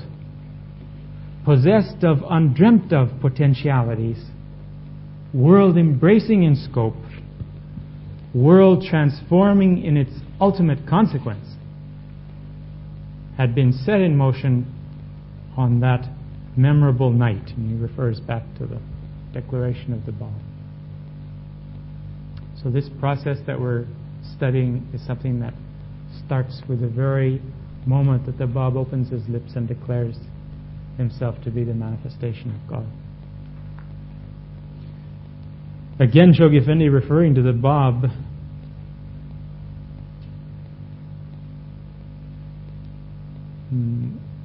characterizes him as the man-child mentioned in the book of Revelation. There's a prophecy there about the man-child, destined to rule all nations with a rod of iron.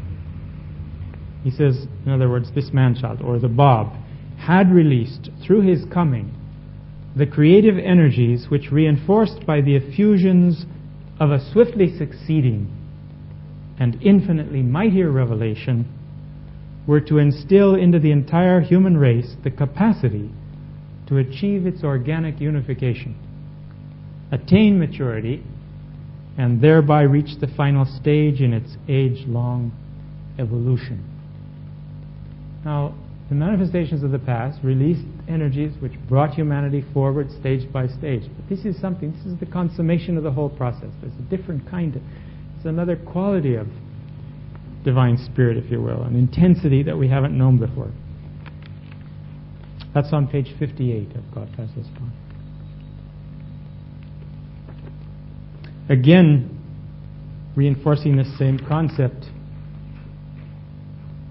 Shoghi Effendi writes, in The Promised Day Has Come, page 118, it is the creative energies which his revelation has released, this is the Bab's revelation, in the year 60, and later reinforced by the successive effusions of celestial power vouchsafed in the year 9 and the year 80 to all mankind, that have instilled into humanity the capacity to attain this final stage in its organic and collective evolution. So you get the same image again of the manifestation releasing these energies. Excuse me, it's getting pretty warm.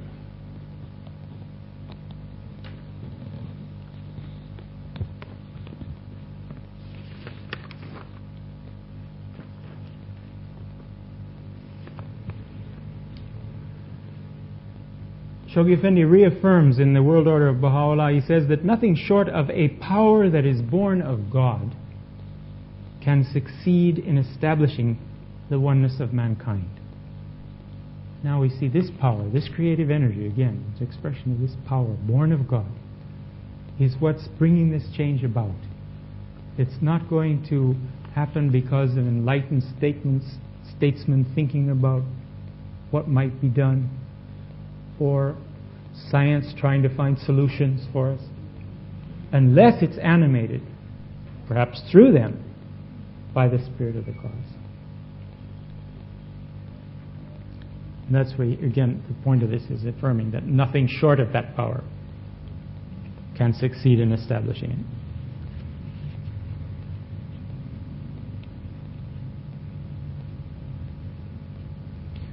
Again, characterizing the ministry of Baha'u'llah, Shoghi Effendi writes, God passes by. If you're just, looking and God passes by, as you read it, you see how many things are repeated there, how many important clarifications are made in that book. It's such an extraordinary book. A ministry, referring to Baha'u'llah's ministry, which by virtue of its creative power, its cleansing force, its healing influences, and the irresistible operation of the world-directing, world-shaping forces it released, stands unparalleled in the religious annals of the entire human race.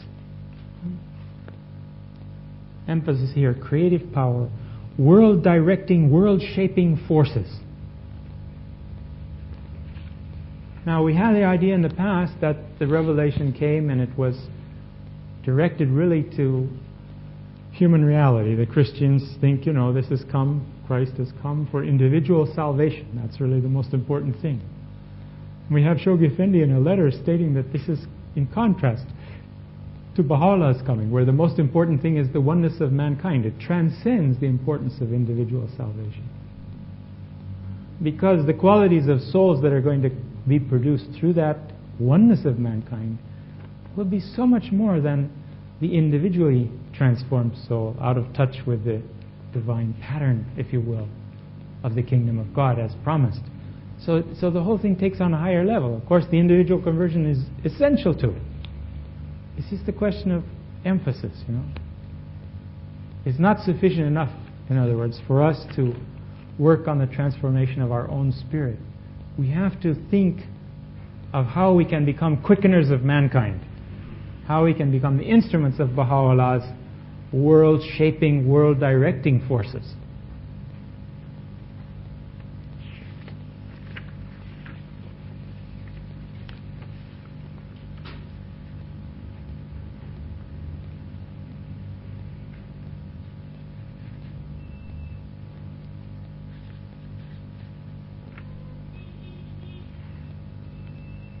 Again, with reference to Baha'u'llah in God Passes By, I've forgotten the antecedent. It says, from it radiated, I can't remember, Syed Shah or Baghdad, I think it's Baghdad. From it radiated wave after wave, a power, a radiance, and a glory which insensibly reanimated a languishing faith. It's Baghdad. Sorely stricken, sinking into obscurity, threatened with oblivion. Now he's talking about the transformation of the Babi community by Baha'u'llah after his return from Kurdistan. From it, first of all, he's saying this wave after wave of power, radiance, and glory. From it were diffused day and night, and with ever-increasing energy, the first emanations of a revelation which in its scope, its copiousness, its driving force, and the volume and variety of its literature was destined to excel that of the Bab himself. Now we have added to our vocabulary, we're building up a vocabulary of terms. We're talking about power, forces, world-directing, world-shaping forces. We're talking about here emanations of energy. We're talking about effusions of celestial power. These various terms. We've become familiar with these because they come back over and over again in the course of the extracts we'll be considering. And we need to understand that he's talking about something very real and not a kind of a poetic way of referring to Baha'u'llah.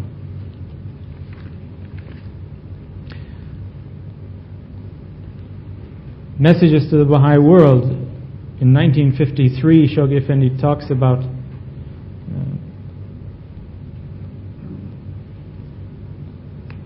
these are just snippets, they're extracts from the middle of the paragraphs. I'm sorry, but there's no time to go into the full text. He talks about mankind, so to speak, being spiritually welded into a unit, or those representatives of mankind who will become the Baha'is, to be spiritually welded into a unit at once dynamic and coherent, and be suffused with the creative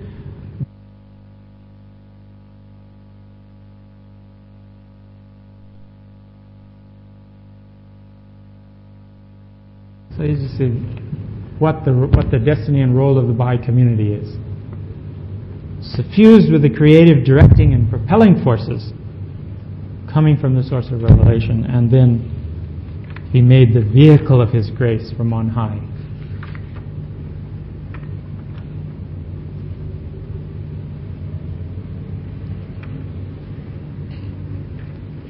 Anybody have anything they want to say? Questions or anything?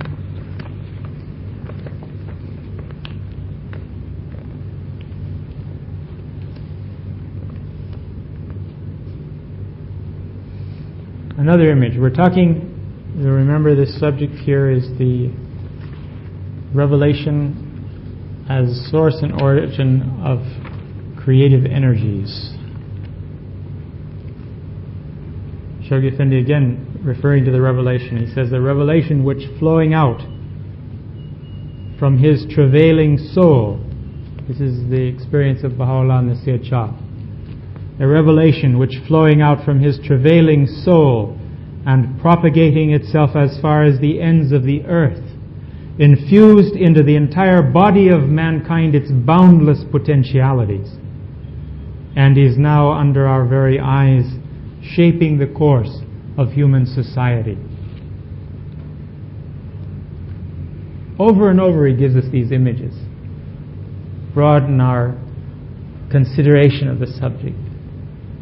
Infuse into us the vision that Baha'u'llah has brought. The world order of Baha'u'llah, in his letters he says, this has to do with the declaration of the coming oneness of mankind.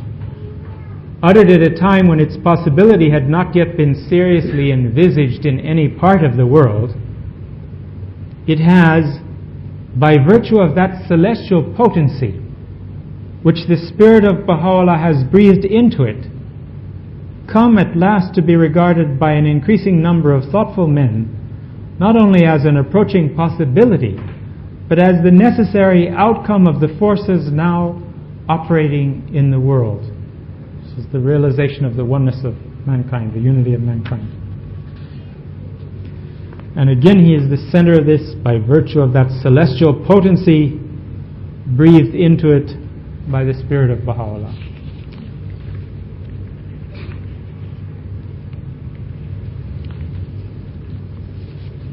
another facet of this. It's like a gem, he's cut all these edges off of it, and we look and we catch different refractions of the same truths.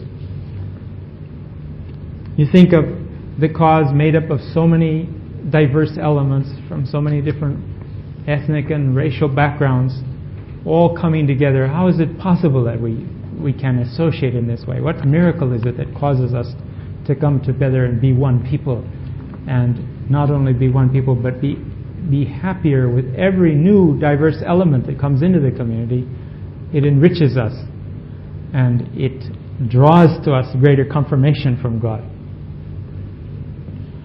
Shoghi Effendi explains in one sentence, he talks about this. He says, the faith of Baha'u'llah has assimilated, by virtue of its creative, its regulative, and ennobling energies, the varied races, nationalities, creeds, and classes that have sought its shadow and have pledged unswerving fealty to its cause.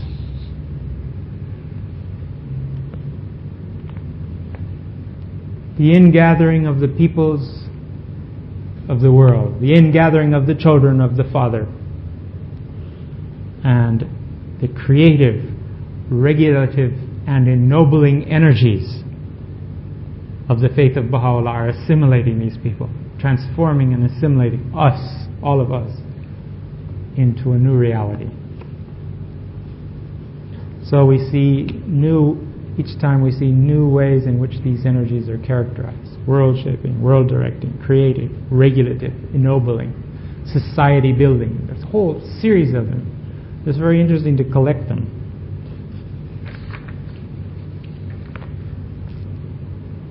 Another letter, he says, the faith of Baha'u'llah constitutes indeed the stage of maturity in the development of mankind. His appearance has released such spiritual forces which will continue to animate for many long years to come the world in its development. In another letter, he says, the impetus that has been given by the manifestation of God for this age is the sole one that can regenerate humanity. And as we Baha'is are the only ones yet aware of this new force in the world, our obligation towards our fellow men is tremendous and inescapable. We're sitting here aware of the reality of the key to the solution of all of the torments on the planet, all of the problems. And the House of Justice calls out to the believers too, to awaken to the needs and responsibilities of the hour. Some of the Baha'is in the time of Shoghi Effendi there was this call to go pioneering, and he would issue wave after wave asking the believers to arise and go out pioneering to these various places that needed pioneers. He's awaiting, he says, he's longing. And some of the believers asked, they said, there's so much pressure.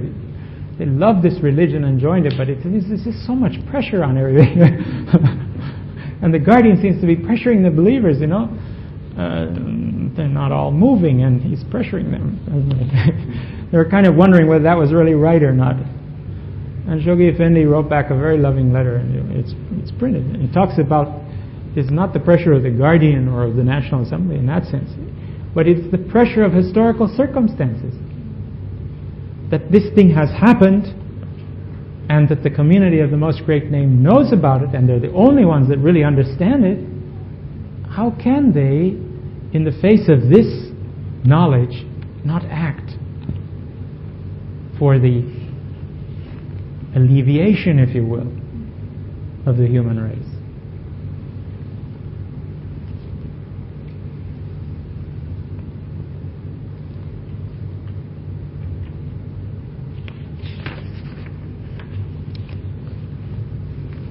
He goes on to say in another passage, ours rather the duty to lend our share of assistance in whichever way circumstances may enable us to the operation of the forces which, as marshaled and directed by Baha'u'llah, are leading humanity out of the valley of misery and shame to the loftiest summits of power and glory.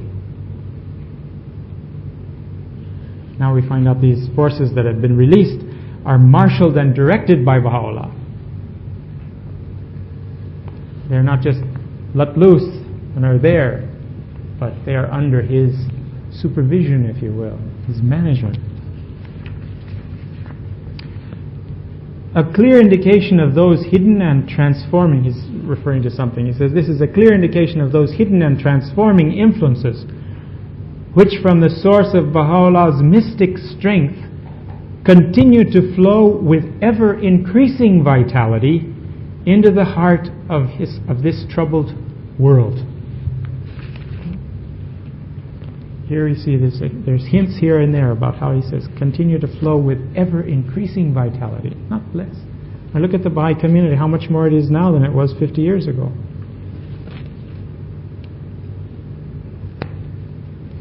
Those hidden and transforming influences which from the source of Baha'u'llah's mystic strength continue to flow with ever increasing vitality into the heart of this troubled world. Find that in Unfolding Destiny on page 60.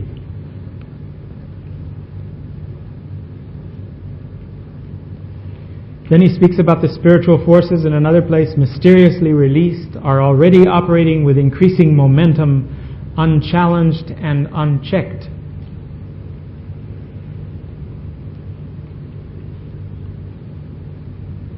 He talks in another place about now we have these forces loose in the world, unchallenged and unchecked. At the same time, he says these forces have to be mustered and disciplined by the Baha'is. You know, there's this tremendous creative energy that's there on one hand that's causing all kinds of agitation in the world. The Baha'is can marshal it, can muster it, can discipline it in their own lives, use it as the means to animate them in accordance with the teachings of the faith, and from it derive this tremendous power of confirmation to serve the interests of the whole design.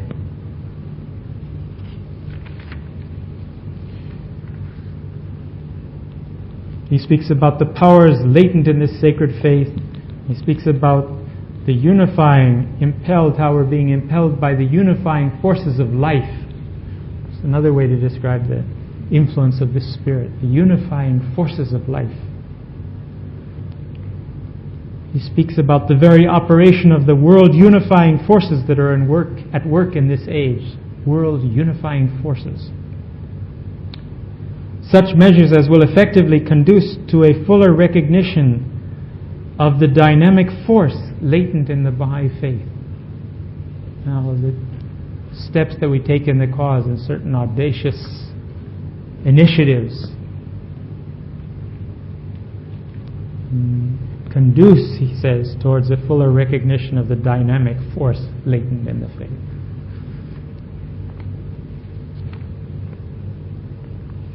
And in Unfolding Destiny, he speaks about three things about the cause, about the faith. He says the sublimity, the innocence, and the dynamic force of the faith.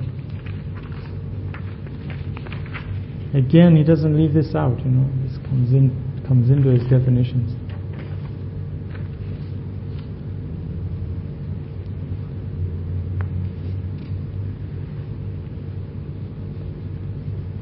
And again, referring to some progress or something, he says the evidence of the invincible power with which the Almighty has chosen to invest it from the moment of its inception.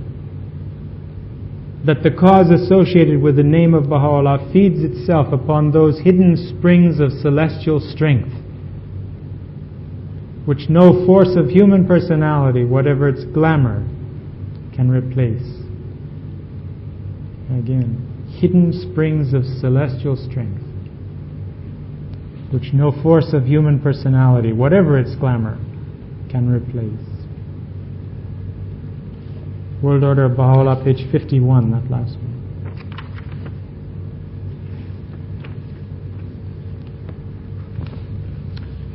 Now those are the few quotations just to kind of start us off and fix clearly in our mind the various definitions, or refresh, I'm sure you've read these things before, refresh in our minds how revelation serves as the source and origin of these creative energies that are transforming the face of the earth. Do you have some points you want to make on that? Because really that's the scope of it for tonight. Any questions for them?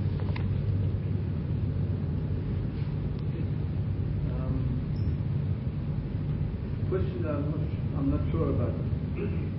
How do I address it? On this will, but it seems to me that having recognized the manifestation, we try to conform our will to His purpose. And so we study His writings, and of course we're met with various and often difficult circumstances. So we have to keep choosing. The question of this choosing, the only legitimate use of it is to choose the will of the manifestation, the purpose of the manifestation. Probably that's something that repeats itself, as I understand, repeats itself over and over and over again. Even though we've said, okay, we're Baha'is, that doesn't finish it. Are we acting like Baha'is in every circumstance? We still are making those choices. We're still faced with are we going to dilute our devotion because there's some things that I'm just not quite ready to give up yet? Or how are we doing it, So I would think, right, like you're saying, it has an ongoing. And you can fail in it near the end also. I mean, towards the end of your life, you could suddenly stop choosing the will of God. All the old Persian friends, you always hear them saying, pray that I'll have a good end. Pray for a good end for me.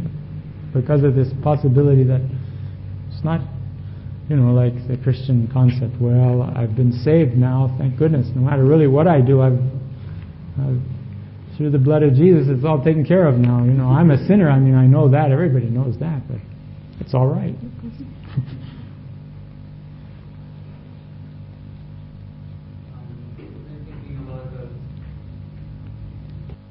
That's the finale of the course.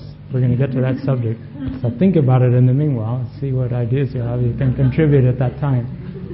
But this is the whole outcome of it is, how do these forces then affect us as individuals, and how can we use them? And so on.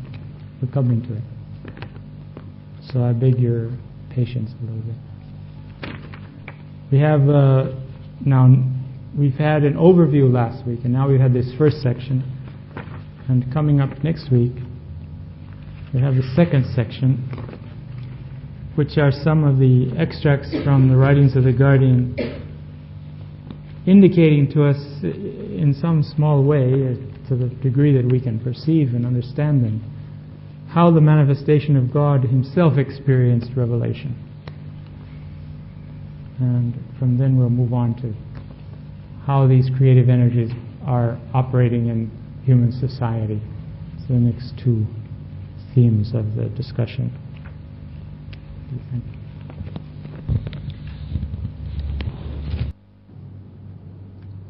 Now, we've been considering the question of spirit and how spirit is synonymous in its appearance in this world with force, or with energy, if you will, and how the manifestations of God bring with them, release into the world, a flood of divine grace, or divine love, or divine power, how they infuse capacities, how their words and their revelation infuses capacity into all created things, and in particular how it infuses capacity into the human reality, so that we have a step up in potentiality unprecedented over the entire period of recorded history with the appearance of Baha'u'llah, because of the nature of his revelation, being the consummation of all the prior revelations, being the revelation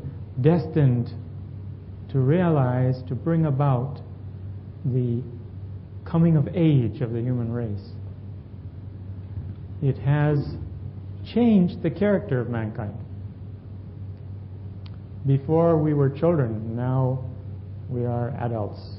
Except we're not quite adults, we're adolescents still. But we have discovered some changes about our understanding of the physical world, and some changes about our understanding of the mental and spiritual world that were not conceivable before this day. And the Bab says the children of this day excel the wise men of the past. And we see how from generation to generation, how bright oftentimes we find children are every place we go in the world. There is a dawning capacity and increase in potential that is latent and also now manifesting itself gradually with the human race. This is going to reach a certain crescendo as the consciousness dawns on the whole of mankind that we are one people and that it is one planet, and that we establish now this lesser peace, which is really the great peace of mankind. We call it lesser because we know about the most great peace, but really it's the great peace of mankind. And Baha'u'llah in some of his tablets calls it the great peace. And surely we in our teaching work should not refer to the public, to the lesser peace, but to the great peace. Because this is that they've been taught and they've been longing for over the centuries. And this is the term that the House of Justice chose to use in its peace statement. Instead of saying lesser peace, it says the great peace. Now we know that that contrasts with the most great peace that's coming in the future. With each increment, with each stage, with each greater dawning of this understanding, also is released greater powers from the revelation itself. This particular perspective, as we focus on it, I find in my own studies, changes the way I look at quotations that before I read and they were beautiful, but I didn't quite feel about them the same way as I do after I read Shoghi Effendi's statements about these energizing forces, these world-shaping, world-shaking forces, or the creative energies that have been infused into society. And I want to just read a few quotations outside of the ones that we'll be reading from Shoghi Effendi that affirm this particular approach. Baha'u'llah says, "This is the day in which God's most excellent favors have been poured out upon men, the day in which His most mighty grace hath been infused into all created things." Again he says, "Through the movement of our pen of glory we have, at the bidding of the omnipotent ordainer, breathed a new life into every human frame, and instilled into every word a fresh potency. All created things proclaim the evidences of this worldwide regeneration." Again he says, "Should the word be allowed to release suddenly all the energies latent within it, no man could sustain the weight of so mighty a revelation."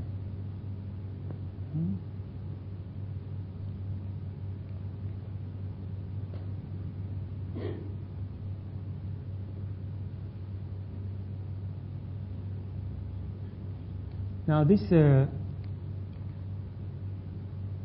capacity that human reality has to reflect, to become the place of appearance of the attributes, names and attributes of God, is unique to human reality amongst all created things. And it's not that the full revelation or the revelation of all of these names has been limited to the day we're in. This is something that was available to human beings from the beginning of creation, from the time that there were souls to know and love God. But when we think of the special bounties of this day, we realize that it's not so much the character of the light as the intensity of it, the magnitude of it that's changed. Baha'u'llah states in one of his tablets, "Upon the inmost reality of each and every created thing, He, God, hath shed the light of one of His names and made it a recipient of the glory of one of His attributes. Upon the reality of man, however, He hath focused the radiance of all of His names and attributes and made it a mirror of His own self. Alone of all created things, man hath been singled out for so great a favor, so enduring a bounty. These energies with which the day star of divine bounty and the source of heavenly guidance hath endowed the reality of man lie, however, latent within him, even as the flame is hidden within the candle and the rays of light are potentially present in the lamp. The radiance of these energies may be obscured by worldly desires, even as the light of the sun can be concealed beneath the dust and dross which cover the mirror. So we see also that as these heightened capacities and potentialities are in creation, we also have the limiting power in our own being through attachment, undue attachment to the world, or attachment to worldly things, or through desires, passions, to obscure the effect and influence of these lights.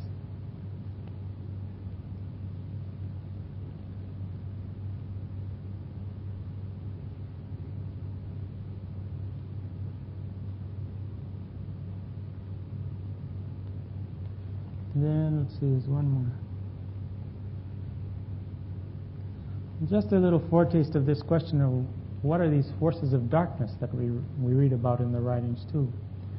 From a tablet of Baha'u'llah, he says, "Indeed, the actions of man himself breed a profusion of satanic power. For were men to abide by and observe the divine teachings, every trace of evil would be banished from the face of the earth." This is, we don't know how we're going to ever get rid of evil. Abide by and observe the divine teachings. If everyone did that, that would be the finish of it. And of course, that's why we realize the benefit of religion and of teaching the cause of God and drawing people within the patterns that are inherent in the divine teachings, in their actions and in their relationships.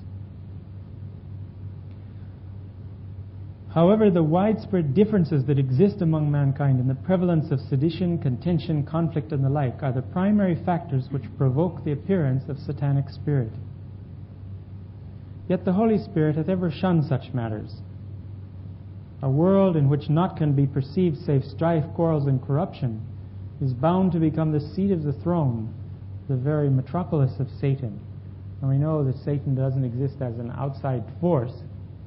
It's something that is when our lower nature dominates our higher nature. When you have a society where lots of people are doing that, the amount of that kind of dark forces, if you will, that prevail in human relationships are such that Shoghi Effendi says they can affect us. If we become negative, if we think negatively about each other, if we don't love each other, which is really the protection from these things, we get invaded by the dark forces too. And he's listed a whole lot of dark forces in one place. He talks about them being prejudices and hatreds and jealousy. All these lower qualities of human nature are dark forces that keep away, if you say, in a sense, keep us from turning to the light.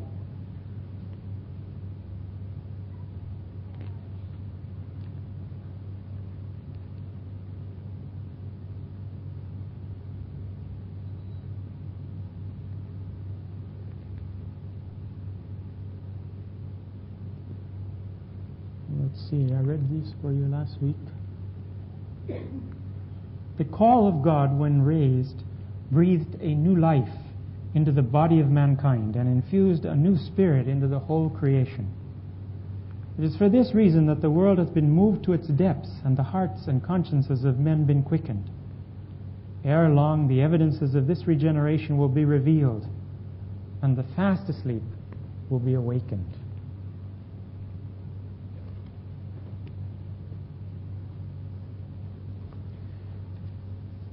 Now we come to a selection of quotations bearing on the manner in which the manifestation of God Himself receives and diffuses this power that comes from God. I think it's good for us to recall that among the fundamental teachings that Shoghi Effendi reviews in the dispensation of Baha'u'llah, in one section he describes the relationship of the manifestations of God to God. Now, there's something similar, although we can never fully penetrate, obviously, or even begin to conceive how the manifestation of God relates to God. yet we see how we relate to the manifestation. And it's again, there's this kind of bridging. It's a parallel. It's on a much different level, much different degree. We haven't seen the manifestation of God. We have His message. We understand Him by the effect He has on our own inner being. In other words, we pray and we feel close to Baha'u'llah. When we feel close to Baha'u'llah, we know He's there. But still He's invisible. Still He's not in our grasp, so to speak. He comes to us. Sometimes we're overwhelmed by the bounties of His Spirit. Sometimes we feel remote from Him. The manifestations of God find themselves impelled to reveal the Word of God. They, as far as we can tell, are moved by this Spirit that acts on them, that is part of their nature to receive this reality, that they, as we read and heard in the first class, identify themselves with the primal will, which is like this power that comes out of the Godhead, if you will, and is the ground of creation. You know, the Sufis, some of the old mystics used to say that God was an ocean and mankind were its waves. All things were the waves on the surface of the sea. And the prophets of God denied this, and Baha'u'llah denies it too. But Abdu'l-Baha explains that what they're referring to, this universal reality, that the waves of which are all things, is the primal will, not the essence of God. So in that sense, the manifestation is in touch with everything below Him, if you will. You know? He stands at the apex of creation and He views everything under Him and He knows its reality. He's conscious of it. His omniscience is complete. But back behind Him, if you will, the source of where this comes, the faceless one, the essence of God, the world of God, the door is shut and all seeking is barred. And he talks about the manifestations of God. He says, 10,000 prophets as great as Moses are thunderstruck by the interdiction from God, thou shalt never behold me, thou shalt never see me.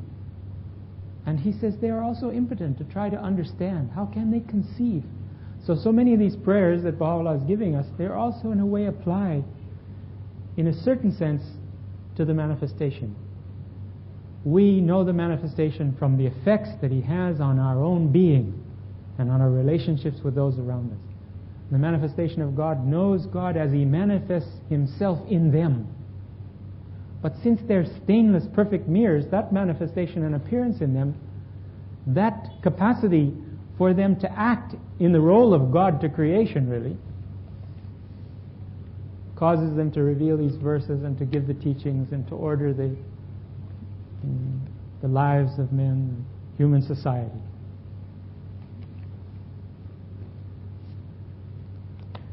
These are just little clippings, so to speak. Shoghi Effendi says that Baha'u'llah describes briefly and graphically the impact of the onrushing force of the divine summons upon his entire being.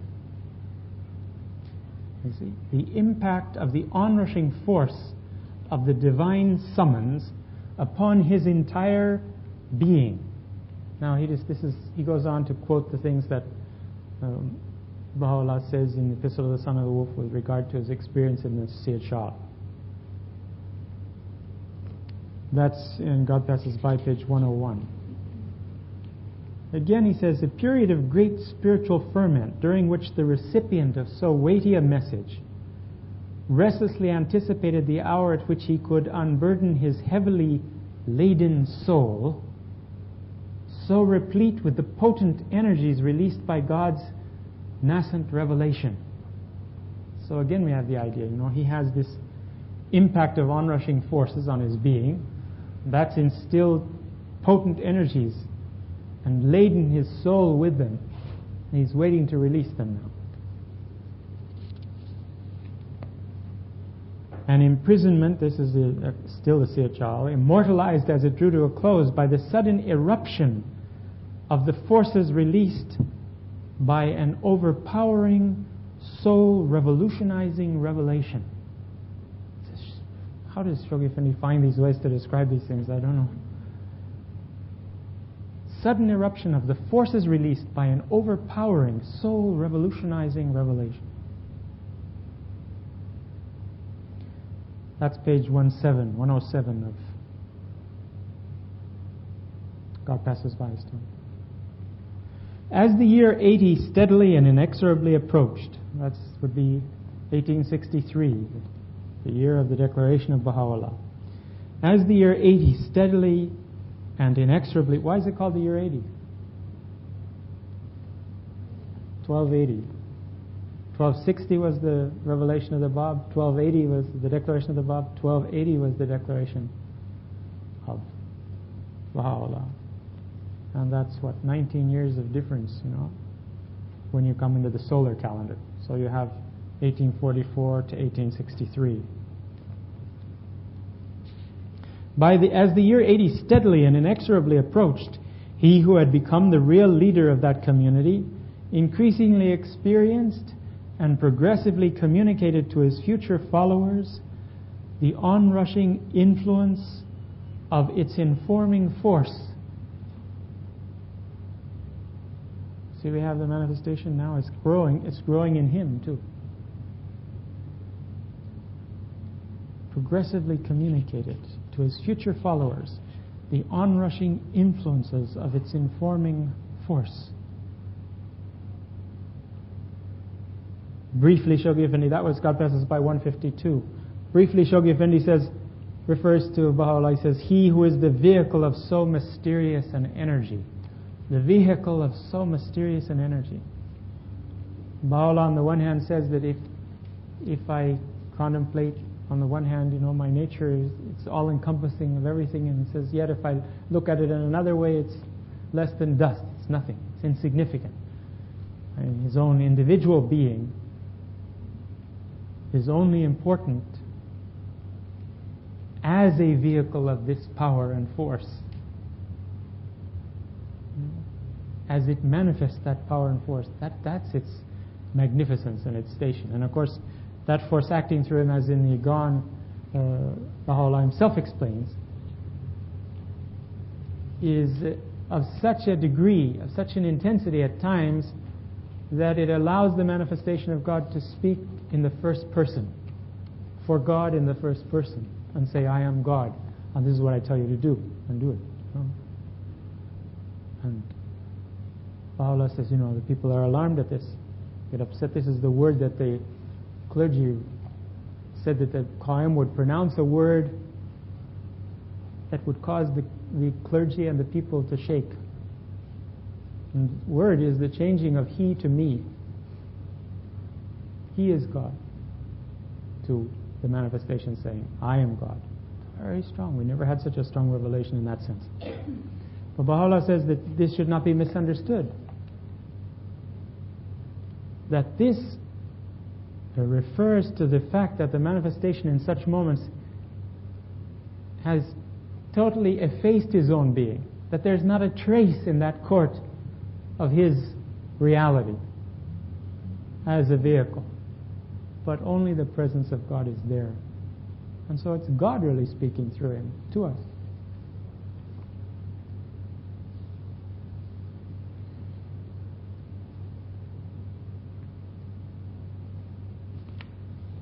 And again in God Passes By, page 93 this time, it says, a revelation which flowing out from his travailing soul, again we're back in the Seychal, experiences of Baha'u'llah and the Seychal, a revelation which flowing out from his travailing soul and propagating itself as far as the ends of the earth. It's just image. Infused into the entire body of mankind its boundless potentialities. And is now under our very eyes, shaping the course of human society. This is your framework for studying history. You want to study history? You should look through these glasses to see everything about history. Infused, 1852, infused into the entire body of mankind, its boundless potentiality, and is now under our very eyes shaping the course of human society. And finally, with reference to the soul of Baha'u'llah after his passing, because whatever Baha'u'llah was while he was here, he was to a degree circumscribed by his material being. He says its influence, that is the influence of the soul of Baha'u'llah, no longer circumscribed by any physical limitations. Its radiance no longer beclouded by its human temple. That soul could henceforth energize the whole world to a degree unapproached at any stage in the course of its existence on this planet.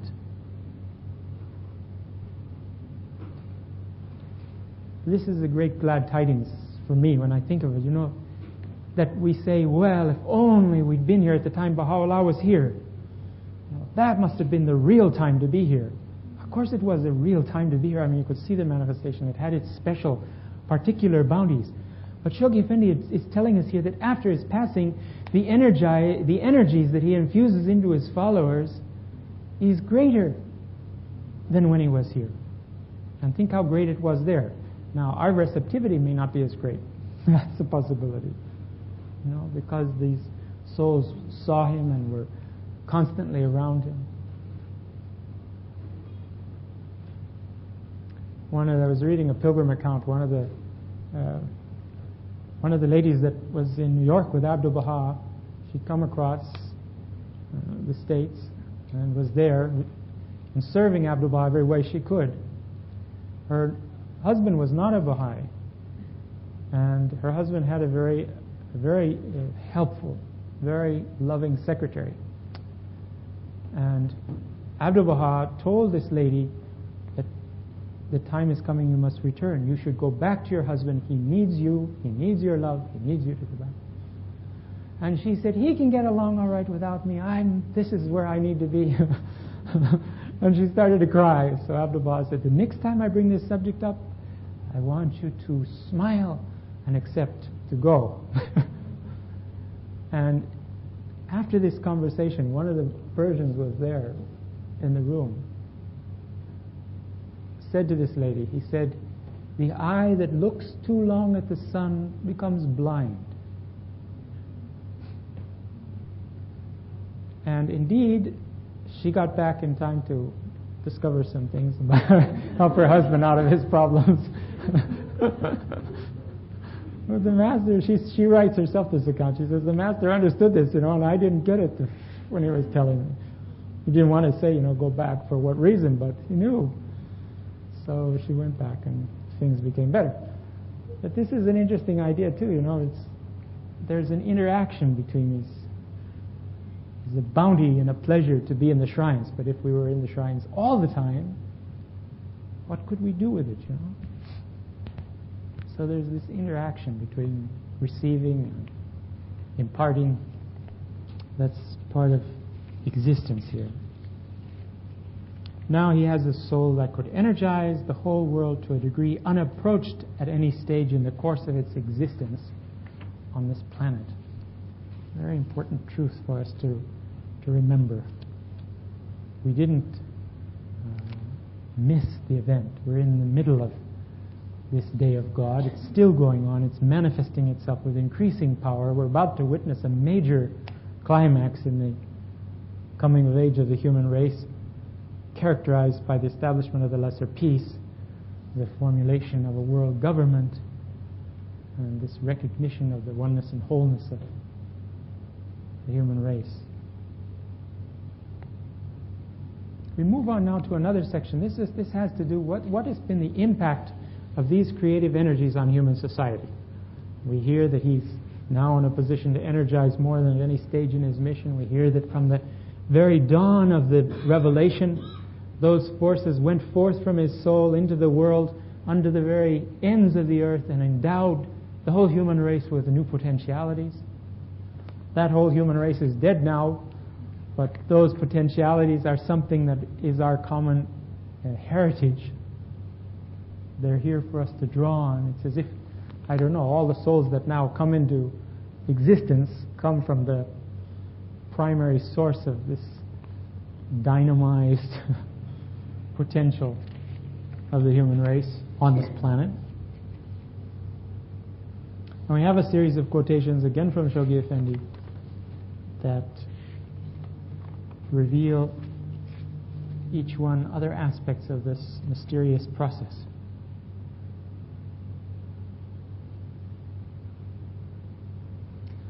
He says, this is in the opening, the foreword of God Passes By. Shoghi Effendi says, before I go on with that now, we've covered that other section, but perhaps you have some comments, some questions that you'd like to ask. You have to help me out, otherwise I'll lose my voice. So.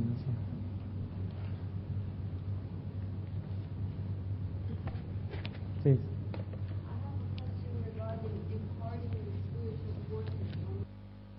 To imply that we wouldn't understand that, except that we get filled up and then we need to use the power, you know.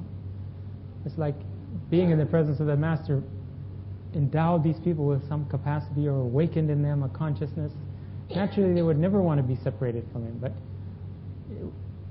who would teach the faith then to all the people, you know? There is that. There's this coming and going in a sense, or carrying Baha'u'llah's spirit with us, if you will, better yet, but I was just referring to that. Sometimes we're not able to sit all the time in the shrines, and then we think, well, that's really what I would do if I could. And yet it's too much, you know. It's like the Bab says, the prolongation of prayer is not, it's the quality and purity of the prayer that's important, not its prolongation. So it isn't more in the sight of God that if we say 500 times the remover of difficulty, than if we say it once or 9 times or whatever we're going to say it with purity and with full feeling. And the Akdas echoes this. It says we shouldn't read the verses in such a way that we tire ourselves. It's not God's purpose in giving the verses to make us tired. We pledge that, you know, they used to pledge that they would read the Quran. They had a problem. They say, okay, I pledge a reading of the Quran. Well, there's 30 sessions or something. They have reading and reading and reading, and they stay up all night and read and read and read and read. It's this kind of thing I think the Bab is warning against. There's some mentions of 500 removers of difficulties. Baha'u'llah says to the people in his time, say this, see if you can get out of your troubles, you know, okay. But he doesn't give that as a regular law for his followers to do. You know. We're free, but we're not obliged. It's the you eat to be strong, to act, to serve, and then you get hungry again, so you eat some more. It's kind of seems to be a cycle that we experience over and over again. Other points.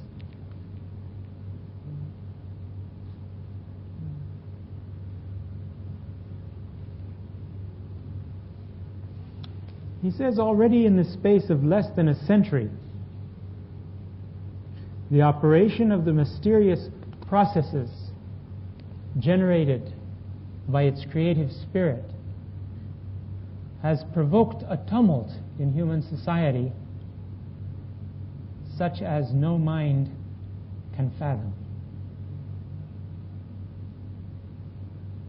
Shoghi Effendi, beginning his review of the first Baha'i century, is writing 100 years after the declaration of the Bab. And he speaks about the operation of the mysterious processes generated by its creative spirit. So we have a release of spirit. The spirit is not just there as potentialities. It begins to operate, we're told.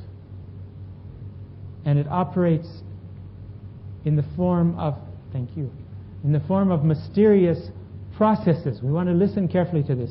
Operation and mysterious processes. What are these processes? See if we can identify something. The result of this, it's provoked a tumult. What's a tumult? What a tumult is.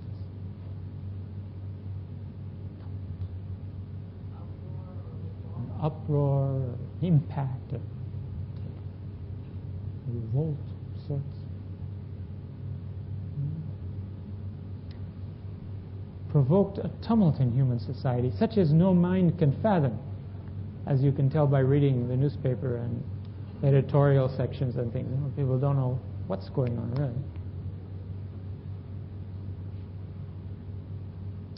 really. Itself,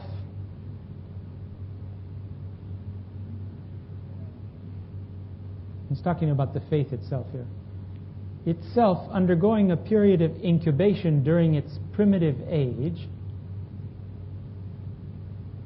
it has, through the emergence of its slowly crystallizing system,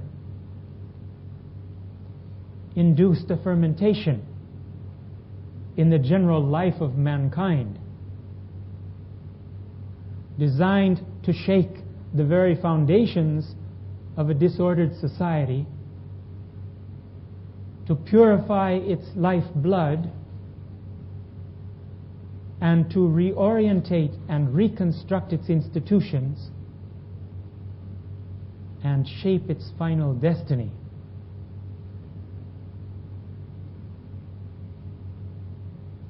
This is the way we need to look at the world, rather than, where did God go? Baha'u'llah came and now he's just left this mess in the world, and what shall we do? You know, sometimes we get this idea, we read and we look at the newspapers, we read the television, see the television, and we think, wow, what's happened, you know? Especially if you live in North America or Europe, Western Europe, and you see everybody seems to be going along very well without the faith. I mean, they have bigger houses and nicer cars and more food to eat and all kinds of...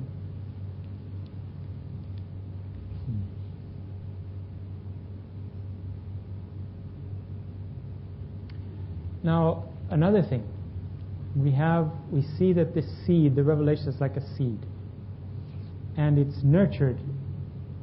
And Shoghi Effendi says in another place, it's been nurtured and fed by the blood of 20,000 martyrs, and it's growing as an embryo. Particularly, it was in its stage of incubation during its primitive age, its first or heroic age of the faith. And later now, this embryo is developing in the formative age all of its various parts, and it will eventually be born as a child. And that stage, Shoghi Effendi said, is the stage of world order. The embryo stage is the stage of administrative order. The same creature, it's just that in one stage it's encompassed and developing within the womb of the world, and in the other stage it's standing on the world. It's the director of operations, if you will. It has a long time to grow to maturity itself, but it goes through these various stages. Now he talks about the emergence of its slowly crystallizing system. Well, the system of the faith, again, as I understand here, is the administrative order, the institutions of the administrative order, the future world order. Now the administrative order, when you really think about it, is you and me. We are all the elements of the administrative order. Shoghi Effendi speaks about the administrative order. He says its model is the monument on the resting place of the greatest holy leaf. Under the base of those first circular stairs are bricks. And he says each one of the bricks is one of the believers. This is the foundation of holds up the whole thing. And then the circular stairways, the three stages of them, says these are the local spiritual assemblies. And this is what we had to build first. He gave the Baha'is to build the local spiritual assemblies. Then he began raising the pillars. As you see on the monument, there's a series of pillars. And he said those are the national spiritual assemblies. And he used to say, because in his time the House of Justice didn't exist yet, that in the future the crown will be placed on it that you see there on the monument, and that's the Universal House of Justice. And he used that as a model to explain the administrative order. But ultimately the world order of Baha'u'llah exists in human hearts, not in marble buildings. In other words, it's, even though some of us are playing one function within this order and others another function, yet what would the House of Justice do by itself if it had no Baha'is to follow? It had no Baha'is to carry out the guidance that it gives. So it's the wedding, it's the whole Baha'i community together that pulses under the influence of these mysterious processes.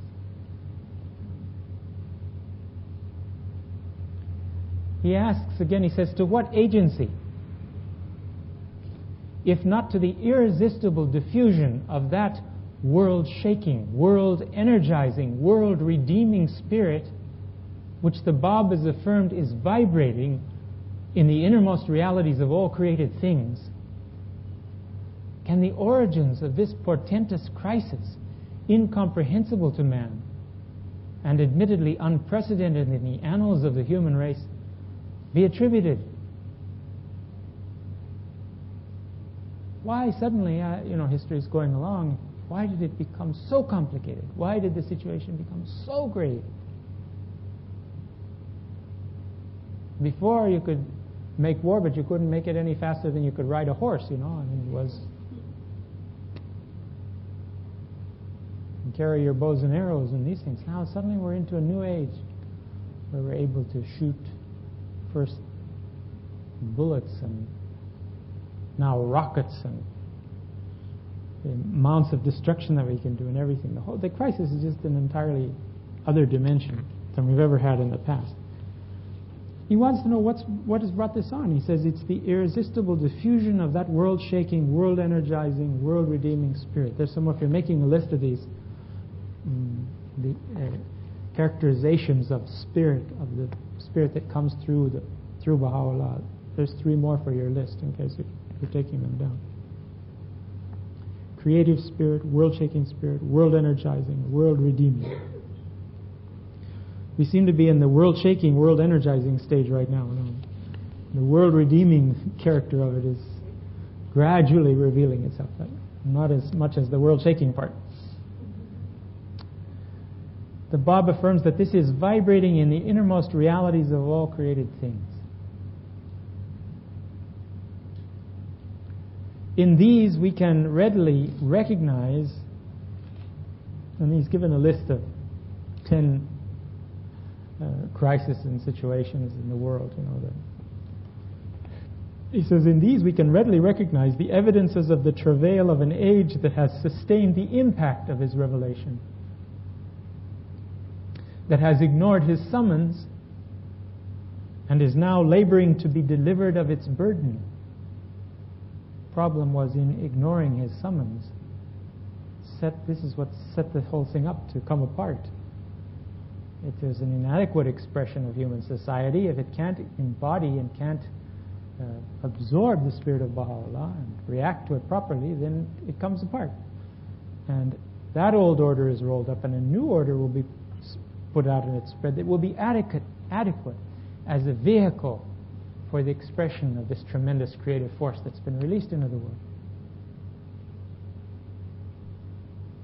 And he said this has taken place as a direct consequence of the impulse communicated to it by and here we have some more characterizations of the spirit, by the generative, the purifying, the transmuting influence of his spirit. Generative, purifying, transmuting influence of his spirit. So the destructive phase of all of this process is a visitation from Baha'u'llah. But in the visitation is his presence. And in the end, that's what will remain. After the walls fall down, there will be a more adequate means for their expression. And the institutions of the world order of Baha'u'llah are the perfect agencies designed by God himself for the expression and transmission of these blessings and forces and energies that we're reading about.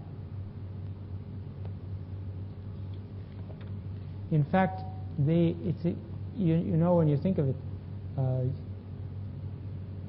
there is a communicated, a generative spirit in the sense of when the child is conceived in the womb. The forces surrounding it and the very character of it contains within itself the coding for the whole human being. But you can't find it there at the very beginning, You can't find the whole expression of it yet. Then gradually it grows and it creates a vehicle for itself, which corresponds to the character and gifts with which it's been endowed. And in the same way, the faith of Baha'u'llah is a divine gift of incalculable dimension, extension, and qualities. But it's not as if we're going to have to build it up in the sense of inventing how we should use it or what it's good for. All that's already coded in it.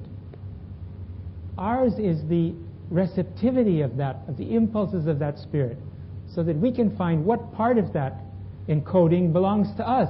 What role are we to play? What element in this body of the world order of Baha'u'llah are we suited to perform? And when we find the role and when we find the things that we should be doing within the cause, and when we perform them, this is when we then conform to the will of God and most resonate to these divine blessings. And that will be the maximum degree of happiness that we could attain. And contentment. Because in that state we'll be pleasing to God and we will have attained His good pleasure. And this is the exciting thing about finding our role. And remember in one of the prayers, Baha'u'llah says, "None can divert the course of thine appointment." Now, in this regard, Abdu'l-Baha makes a very powerful statement about envy. He said, envy, that is, we look and we say, gosh, I wish I could do what they're doing in the cause, but, or what somebody else is doing in the faith. Or she gets all the chances. She was appointed to the auxiliary board and everything, you know. And I could do that work, but they never appoint me. Abdu'l-Baha says, this kind of envy, says, deprives the soul of its own destiny. Completely useless activity, because you can never, he said, no soul can ever play the role of another soul. If you don't play your role, it doesn't get played. That's the great tragedy of it, is that the gifts of the Spirit which you have been given to contribute to the world order of Baha'u'llah will not be manifested in the world order of Baha'u'llah if you don't play your role. All right, somebody else will cover for you in a sense. They'll be done in a different way, but not to the same pattern in the same way as if you could express your part. Now you're doing, you have your role, you're doing this. Then the question is what spirit we do it with. Okay, sometimes we get in a position and by not fulfilling that role with the right spirit, we don't reach and attain to our destiny.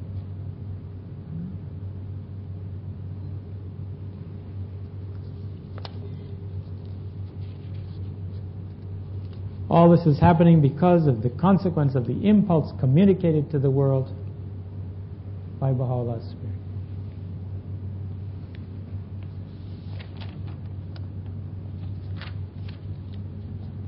A parallel passage to this, written some years earlier than the one we just read, from the Advent of Divine Justice. See if you recognize this.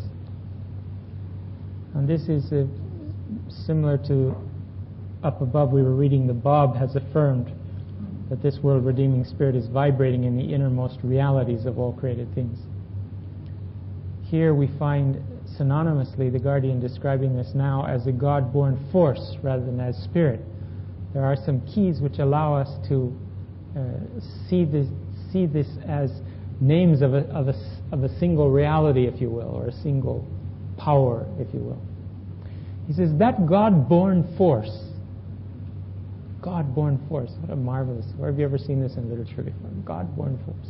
That God-born force, irresistible in its sweeping power, incalculable in its potency, unpredictable in its course, mysterious in its workings, and awe-inspiring in its manifestations. A force which, as the Bab has written, vibrates within the innermost reality or innermost being of all created things,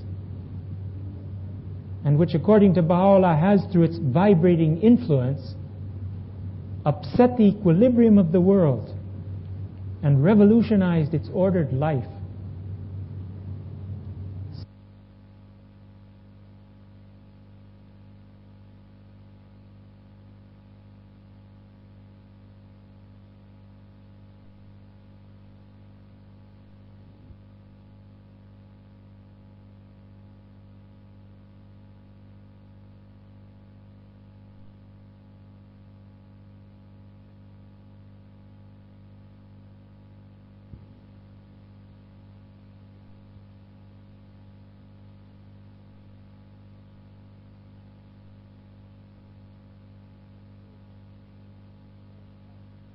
still fetter the infant and as yet unemancipated faith of Baha'u'llah.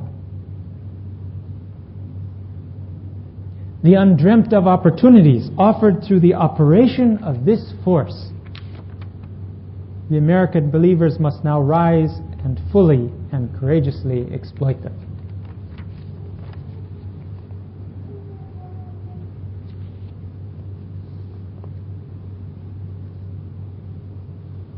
With reference to Baha'u'llah's speaking about the vibrating influence, he talks about this, that the world's equilibrium has been upset through the vibrating influence of this new world order. I forgot the exact. Do you remember that? This new world order.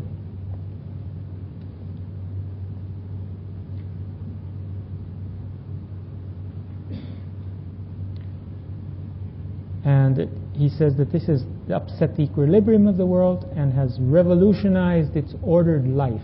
Okay? We were talking to Irving Laszlo about this. One time I had an opportunity, I had a meal with him in San Francisco, talking about the Baha'i teachings a little bit. And I quoted this thing from Baha'u'llah. I remembered it that time. And he listened to this. He said, when did Baha'u'llah write that? He said, it's about 1873. He says, this is he's preceded by 50 years the science's first mention of this principle, which has now been developed by Prigogine, Ilya Prigogine, a Russian living in Belgium, who won the Nobel Prize for chemistry.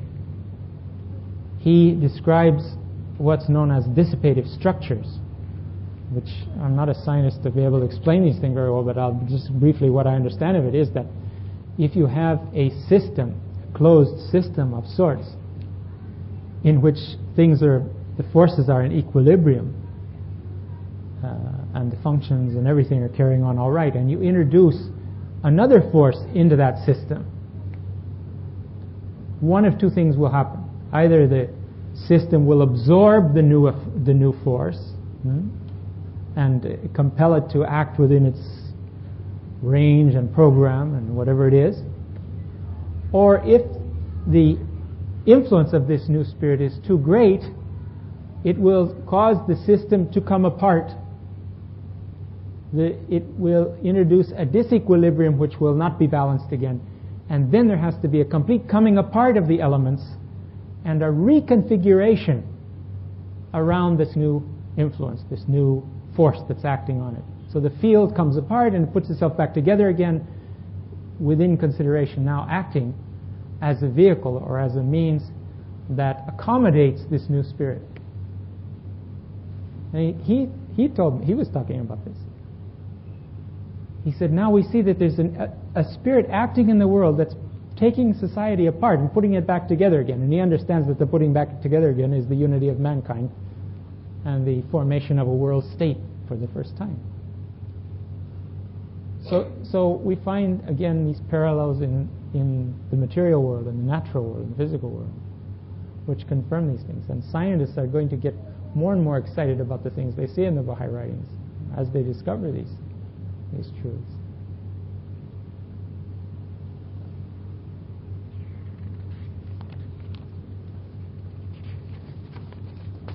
Okay, do you have anything you want to say? Please.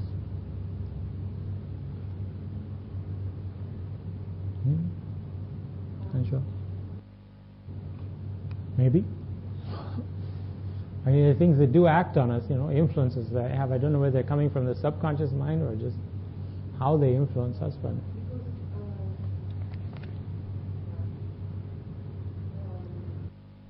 I just wonder if other places, in other writings, in other places in the writings, there are more.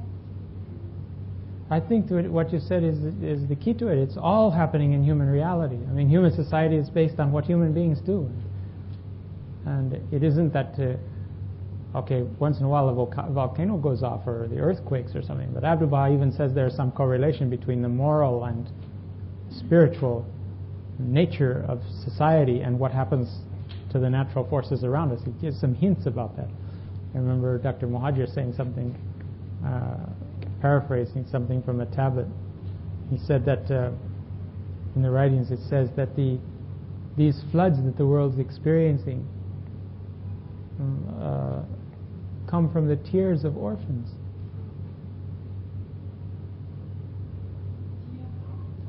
Of orphans cause these floods. It's something to think about, I mean, how much of our state causes chaos in the physical creation? Because man is the heart of creation, the human race, and what human reality is doing, for instance, is given a revelation and it's resisting it. It's turned a blind eye to it. There's a small element. Who are we? When you think Baha'u'llah has come and proclaimed this revelation, there was the means for everybody really to hear about it. And we're maybe not yet 1% of the human race that have accepted the cause. And what percent of that 1% that have accepted it are supporting it, are actively trying to do something for it? It's a very poor show so far, really, when you think of it. Now, the world is going through those events which will bring about the mass conversion of whole races and nations to their cause. Some of it will happen through our efforts. We have to be ready to take advantage of the opportunities. But God is really, Baha'u'llah is working and moving things in such a way that people awaken to the reality and needs. And it seems if they don't suffer, they don't open their eyes and listen. The people that say after the Second World War how receptive the Germans were to the cause.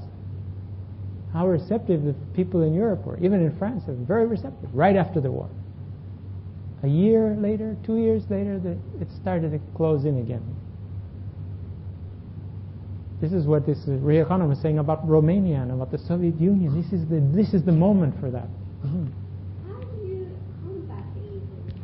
I mean, this evening I saw a man being cruel to a young boy, and I was just totally inadequate. I didn't know how to stop it. I didn't know Hebrew. I couldn't shout. How can you combat that evil? I felt that should be something. Since that happens to be something that was right in front of your eyes, yes. How do we combat it in the world? It's frustrating at every level. The cause is the only way. It's eventually an education, but in that particular instance, I don't know, you say your prayers if you're inspired to do something, but it's very hard, especially if it's a father and a son or something like that. Please fit up.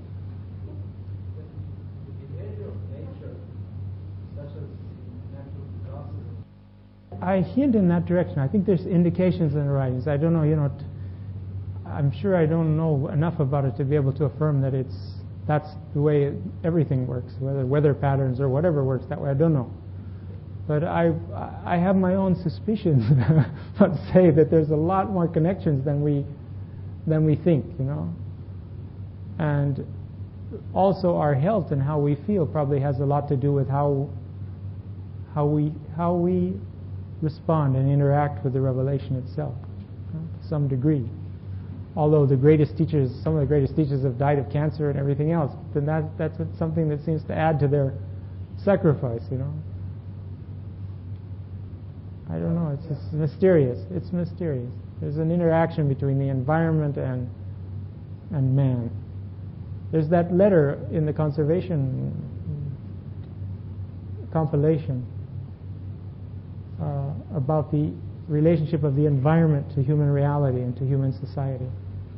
You can't isolate one from the other. They interact on each other. But whether it's the social environment or it includes the whole environment is a question that's not completely clarified by the quotation. But it's a good question to have in your minds, to watch the writings and watch the things you're studying and see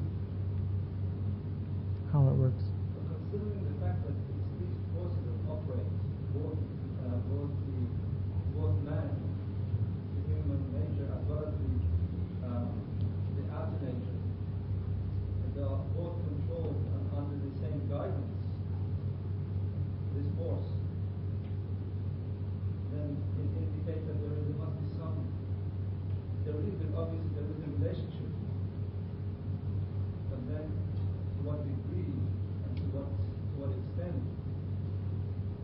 Whether man can, well, obviously it can do something about it,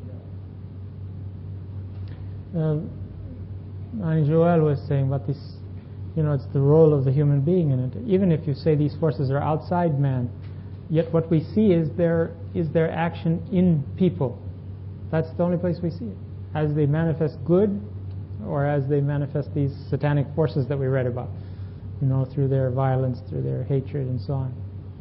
That's the field of play is the human heart, the human reality. We don't see it. We don't see it other places, except maybe in sometimes the violence of nature. But so you're perfectly right about that. It's good to remember when you're thinking about these, so you don't start just images of forces in the air, so to speak. You're talking about the forces in human society. Somebody else? Tim? About natural disasters, it seems very unfair that most of these disasters occur in the poorer countries, where the state is prepared quite well. Nothing happens in the rich countries, and it's all capacity.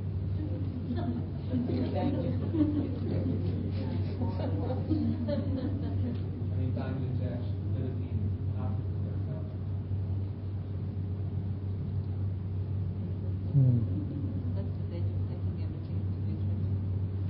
No, I don't know. I mean, I would say probably if you surveyed over a year all these calamities, different places, maybe the calamities of drug abuse are sufficient in the other areas to cancel out some of the other. I don't know.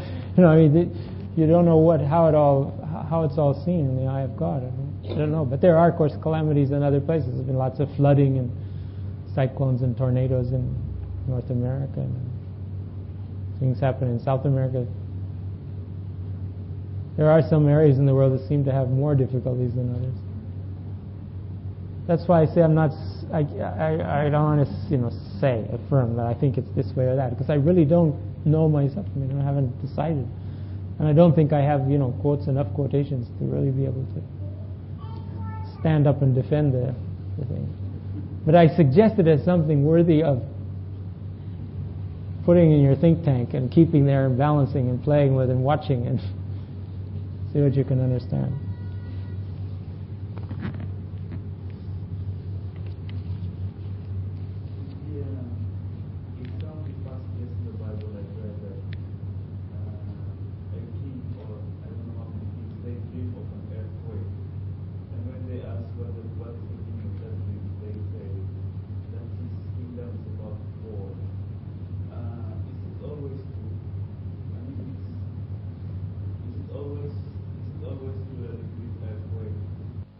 Frequency with which world leaders are dropping off. I don't know. You could probably match one with each earthquake.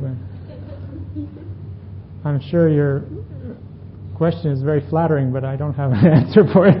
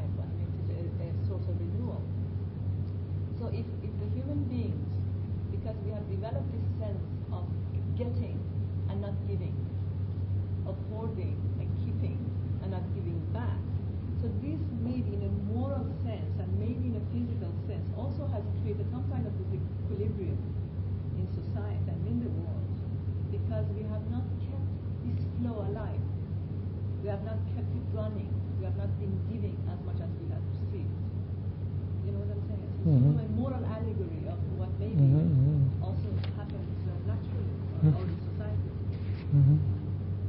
It's part of, course, the part of this process is this accumulation, and greed, and wealth in the hands of a few, and so on. We're working today on the Actas committee, reviewing some notes related to the laws of inheritance that Baha'u'llah has established. And you realize that these laws are for intestate cases. And that is, if you haven't left a will, then it will be, your goods will be distributed according to the scheme that Baha'u'llah has given. But you're perfectly free to dispense with your properties as you want, you know. So you say, well, that's not enough. I want to give more to my wife. All right, that's fine. You make your will and do it. But there's a letter from Shoghi Effendi which says that even in the case where you don't choose the scheme that's given by Baha'u'llah, yet the believers are under the obligation to respect the spirit of Baha'u'llah's law, which is that wealth should not be accumulated in just the hands of a few individuals. So this would color the way you'd write your will, you know, because you would tend to want to distribute your wealth. I don't know if it's wealth, whatever you have. Baha'is don't usually have any wealth to distribute. To distribute it across a broader spectrum of individuals. He says you should bear that in mind.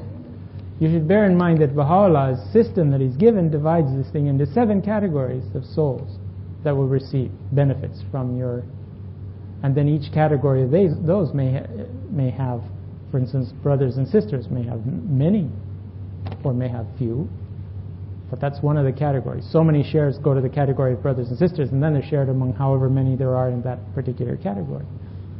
So on. So he says that even when you're making your will alone, you should be influenced, you know, by the spirit of Baha'u'llah, which is that wealth should not be accumulated in the hands of just a few individuals, and that's why he's made that scheme that way. And yet still he's gracious and he leaves us free to decide whatever we want to do.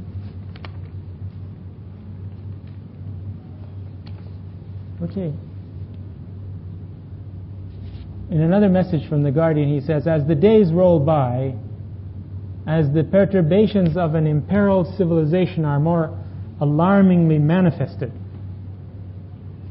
the potentialities of God's creative plan correspondingly unfold. This is a very important principle for us because we're coming into these more and more chaotic times. And the valor and heroism of its intrepid supporters are more widely and convincingly demonstrated. I'll read it again. As the days roll by, as the perturbations of an imperiled civilization are more alarmingly manifested, the potentialities of God's creative plan correspondingly unfold, and the valor and heroism of its intrepid supporters are more widely and convincingly demonstrated.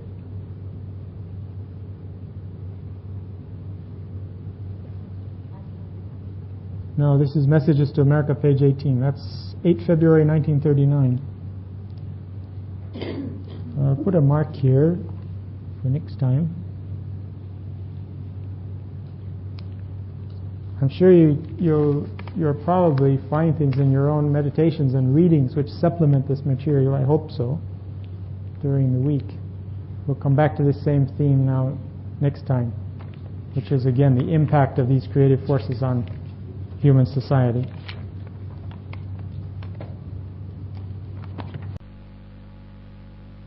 Are you all well?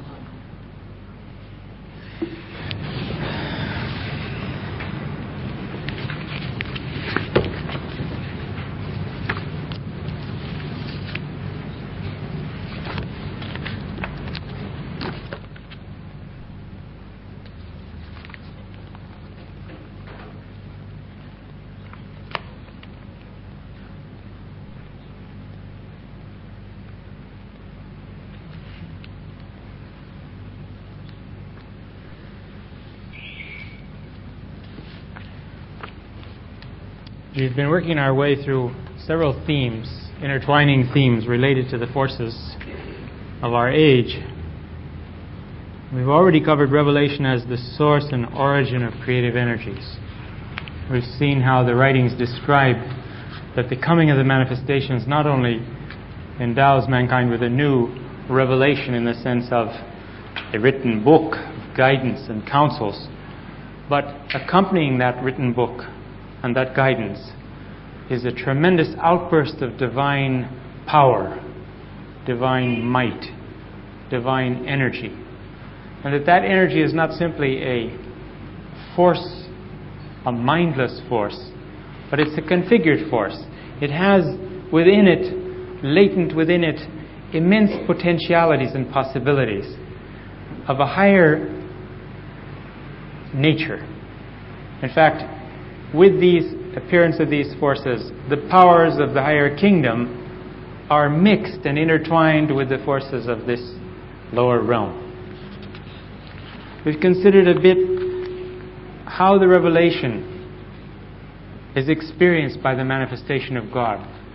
This tremendous impact of God revealing through one of these especially chosen representatives this tremendous power of His cause. And we're considering now the impact that then these creative energies have on human society, on the collective affairs of mankind. We know that they can affect individual salvation, redemption on an individual scale, but it's the grand redemptive scheme that Baha'u'llah addresses, and which is emphasized in the faith more than the question of individual regeneration and salvation. That's an important element, but it's the manner in which the revelation addresses the human race and the way the human race now responds in bringing about this unity and oneness which Baha'u'llah has promised, which is the goal of the Baha'i faith. The goal of the Baha'i faith is not to save individuals per se, but to bring about a change in the condition of mankind which will allow for the development and spiritual growth of individuals.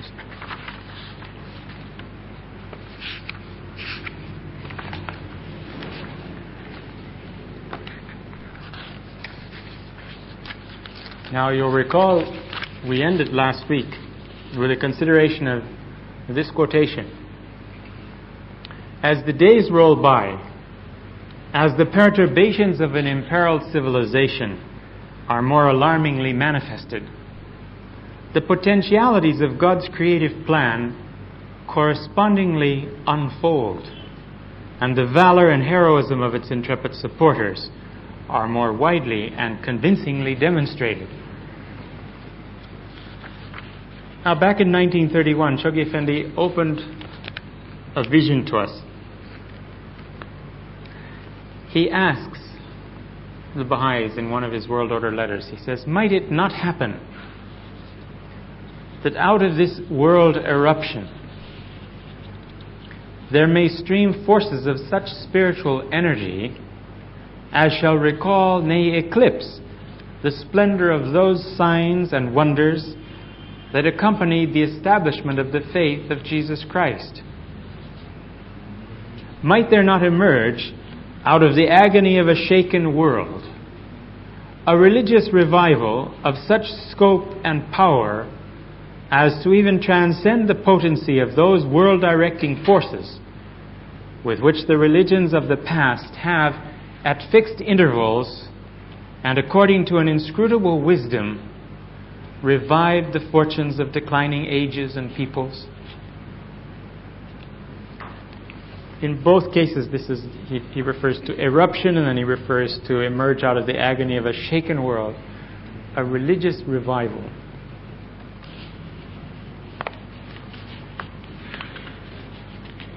The history of the development and the influence of during past dispensations, the pattern of it is revealed just in that paragraph alone. What has happened when a manifestation appears, what takes place, what the result of it is, how the pattern of it is. He says, so he illustrates, he gives the illustration of the pattern. He says, might this not now repeat itself in this time?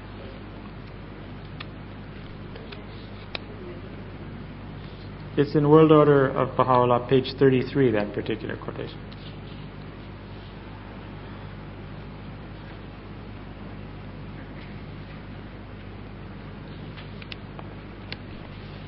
Then in a message concerning the house of Baha'u'llah in Baghdad, and the concern that the Guardian had for that in 1929, he quotes from Baha'u'llah's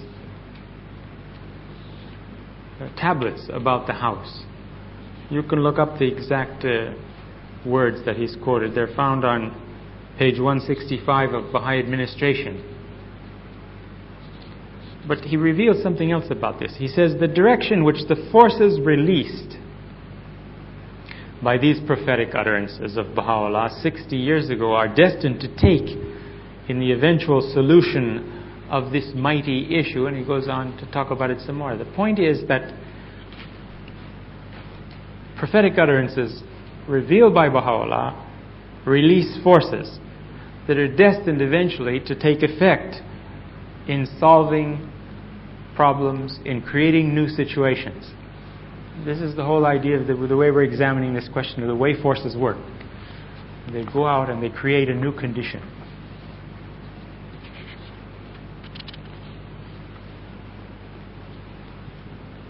To the American believers, he wrote in 1940, the disruptive forces associated with humanity's world-shaking ordeal. Remember, this is now the the Second World War has started.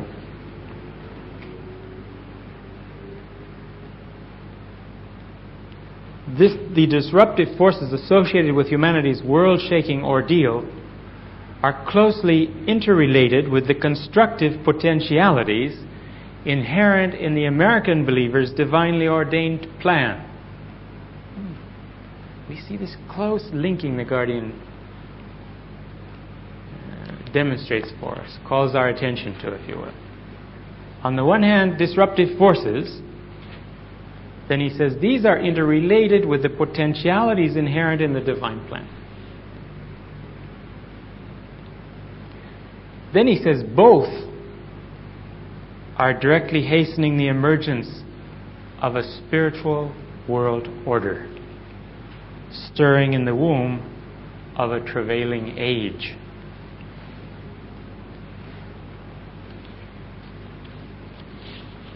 Now, there are going to be a number of other quotations that relate these two things together too. And what we have here, without it being called that, it seems to me, is the major plan of God and the minor plan of God, which Yogi Effendi explains in other messages, that this major and minor plans of God. One, the major plan of God is, Baha'u'llah is the author of both plans, and he directs their operations. But the one takes place in a chaotic, unorganized, unforeseeable manner in the theater of the world on a global scale. And we can't really decipher what's going on. I mean, we know the general direction. We take hope from the fact that through it, mankind is going to be prepared, is going to develop receptivity of a character that it doesn't have at the present time. And then the minor plan of God, which he says, contrary to this other chaotic and unpredictable, is steady, organized, systematic in its development. And that's the minor plan, is the divine plan of Abdu'l-Baha. It's given to us to teach the faith and reinforced and partnered together with the paragraphs in the Will and Testament of Abdu'l-Baha that call on all the believers of the world to arise and teach the cause of God. These two things work together to create a mandate, if you will, for teaching and spreading the cause of God on the part of those that recognize Baha'u'llah all over the planet. Major plan of God, minor plan of God.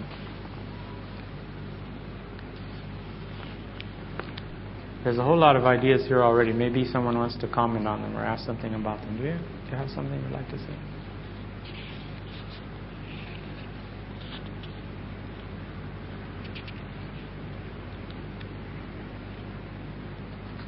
Are you saying, no, I don't want to mention that? Or are you saying, I wish I could think of something, but I can't? Please. This reference, Yogi Effendi, to a possible religious revival following future calamities.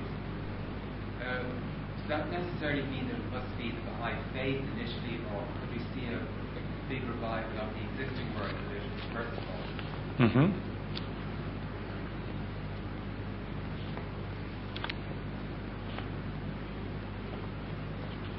It doesn't specify, but it could be. We noticed that in the process of the people, for instance, in the East coming out of the difficulties that they've suffered all this time, they're reaching for religion of all sorts.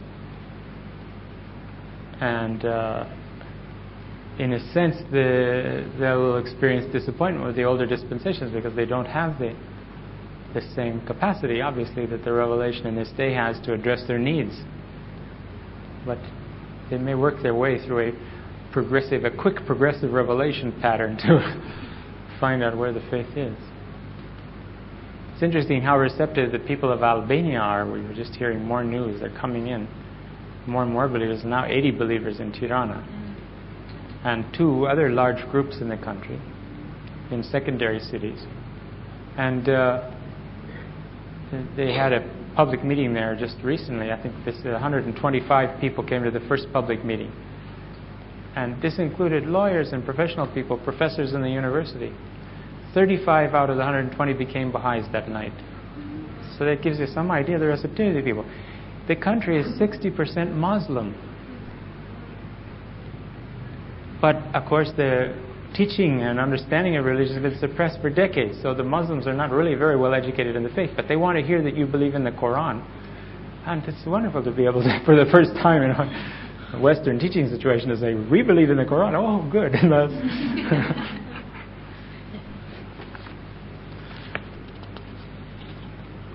But this is at the same time, they're also interested in the other faiths that are moving around. It just depends who gets there first. They will come to the cause, we know eventually, but it would be easier if we were able to get there and lay a foundation for the faith and give them a chance to choose. At least they know about it, They can choose. Well, we know that there's going to be mass opposition to the faith from all the world religion. So in a way, does that not imply that their influence increases, at least temporarily? Their influence increases? No, I think it's on the wane, but it's just so much, it's so powerful still that, if the Catholic Church addresses itself to you, you'll feel it. I don't think it's going to get greater. It may flame up in contrast, as it opposes the cause. But we're not going to have massive worldwide opposition to the faith until we have massive worldwide recognition of the faith. It's going to take a large-scale attraction and enrollment of believers. Otherwise, they can take care of us with a few words locally, and they don't get it into the international sphere, But if we have a country where, a country that everybody knows the name of and has been interested in its history, even some place like Albania, where you have maybe 10, 15, 20% of the population, if they come to the cause, that would create a stir in the world that we don't know about yet. We can't quite understand what the implications of that would be. Now, so far in Albania, we don't have any pioneers. We have a local assembly made up of all local people. They're working for the recognition of the faith. There's a new bill in Parliament about freedom of religion in the country. Freedom of religion in the country means all the other religions are going to come, all the other sects and everything are going to come with all their money and all their... So we're working as fast as we can. We've got guys there now. They keep going in small tour groups of 15, one after the other. And the tour guides say, what are you people, we arranged to take you to the beach and to the castle and you won't come to the tour? And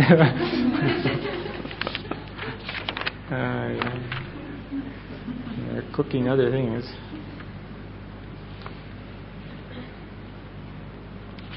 A quotation later on from a World Order letter here. Shoghi says, the whole of mankind is groaning, is dying to be led to unity and to terminate its age-long martyrdom.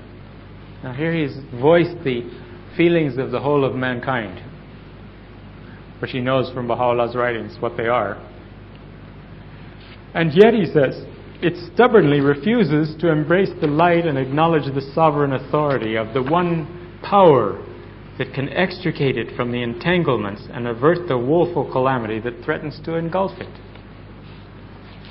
Notice how instead of saying the one faith here, he says the one power with a capital P.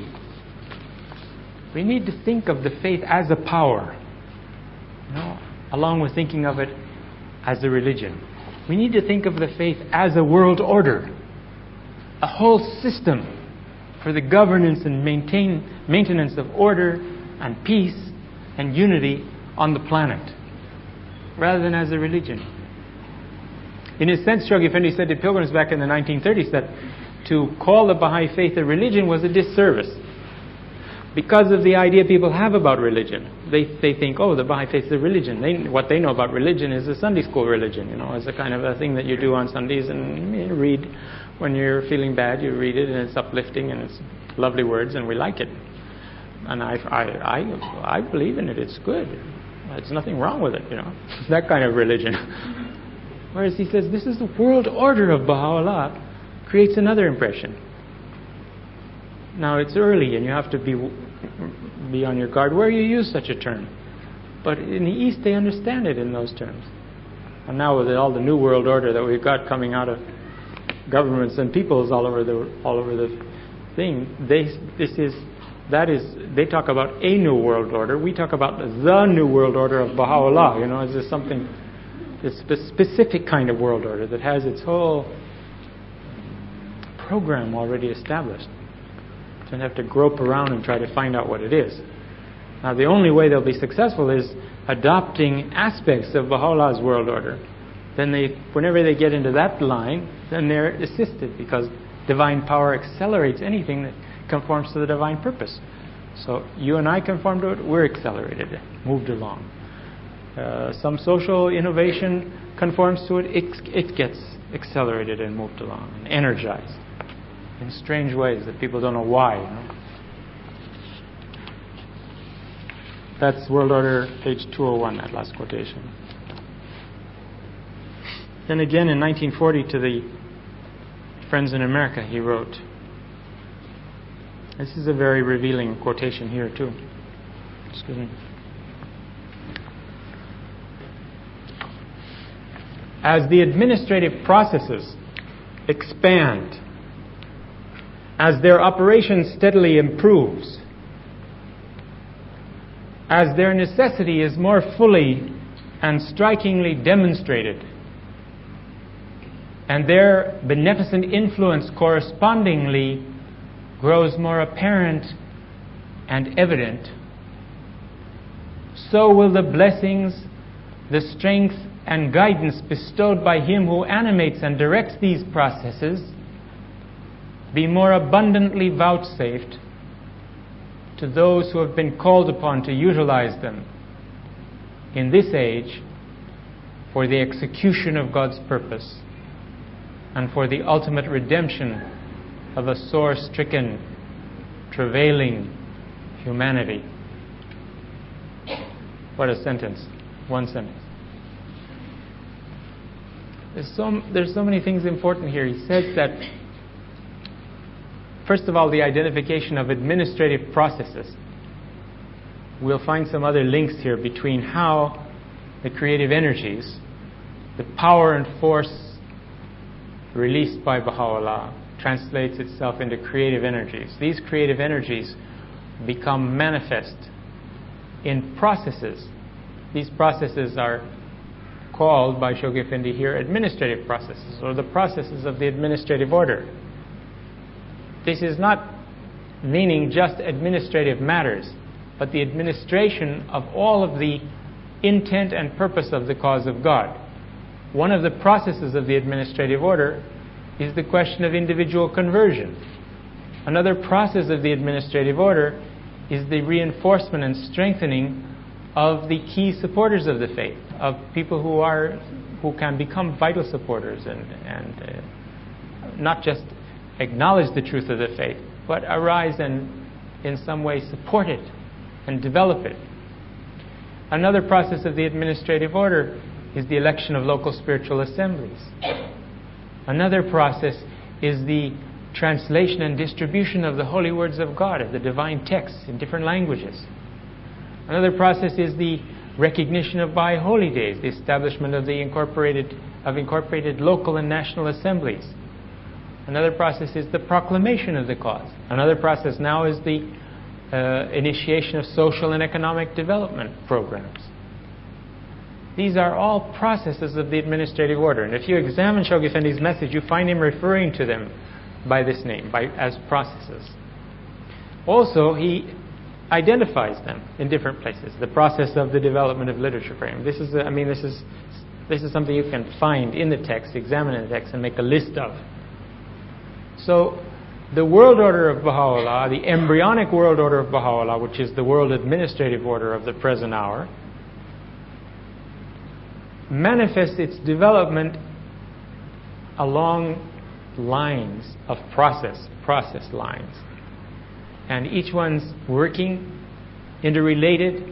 They have a dynamic influence one on the other, and the cause of God moves forward.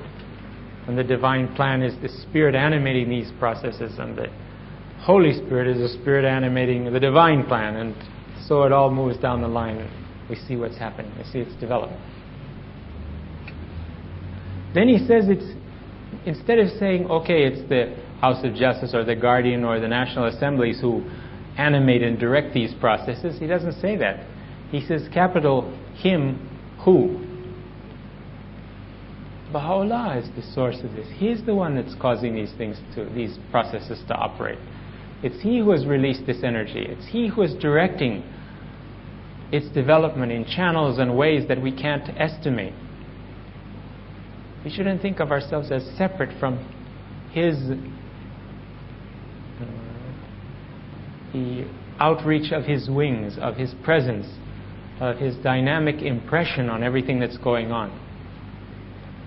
And Shoghi Effendi refers in the message also to his supreme commander, to Abdul Baha, who is directing the forces of light and the army of light. So you have to think of these holy figures looking down on everything that's being done. And Shoghi Effendi often in his messages says that the central figures of the faith, beholding your actions from on high, applaud your efforts and rejoice in the kingdom at your services. Now, this is also affirmed in different talks of Abdul Baha. We cannot see the other world. We generally don't see the other world. Sometimes we might have a peek or a sniff. As he says, if divine fragrance reaches us and we're moved and stirred by it, well, that's possible, but not always, not at your beck and call anyway. But from the other side, he says that the souls observe us and can perceive the friends, and particularly are interested in their loved ones, in those that they love and care about and know, in those that are serving the cause, in those that are performing deeds in the path of God. These are the object of their interest and of their prayers and of their hopes. And he says that from that side they perceive us in terms of the state of our souls. That's how they tell how we're doing, Like Baha'u'llah says, in that day you will be judged by your brows. It will be written on your brow, whatever you are. It will be clear enough to see. And he says, when the soul is in a state of attraction and is radiating, the souls in the other kingdom rejoice. Because they see that soul is in the image and likeness of its maker, and it's shining with the lights and qualities of the names and attributes of God that constitute the very foundation of creation.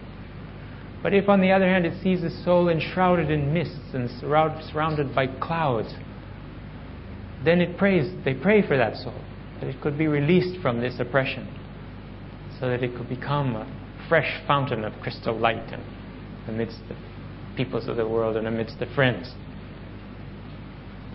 We don't see it. They see it. They see the operation of these forces.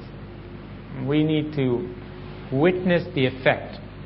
We witness the effects of unseen things, invisible developments, in outward manifestations. And so we see the progress of the cause, we see the exhilaration of the friends, we know there's spirit there, we know that thing is going forward, we see the growth, we see the influence of it. It's like you can't really see the wind, but you see the influence of the wind, because all the leaves on the tree are shimmering and moving in the sunlight when the breeze blows through it. There are certain things that we know by their effects in this world. Now, this is one of them, the effect and influence of Divine Spirit. I'll read that sentence again, and we'll go on. There's a few more sentences in that same passage. Or one more. As the administrative processes expand, this is a tremendous promise too. He's telling us that what's happening here is that as we go forward and this thing becomes more complex, we're going to have greater outpourings of blessings and bounties and guidance. It's part of the potential. As there are more Baha'is, as there are more institutions, then the whole operation of these forces becomes clearer and more dynamic. As the administrative processes expand, as their operation steadily improves. It's another thing we always say. From time to time we complain that the administration doesn't work the way it is. Getting too bureaucratic. It has its way of curing itself.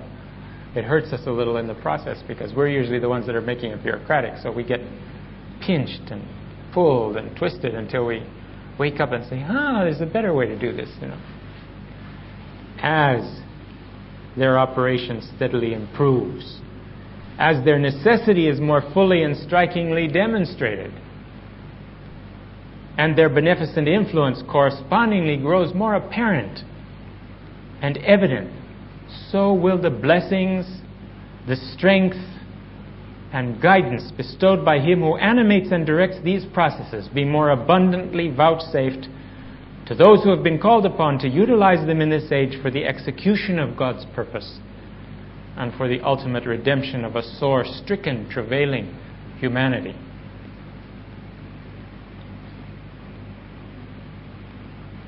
Many will be the setbacks, the shocks, and the disturbances which the commotions of a convulsive age must produce.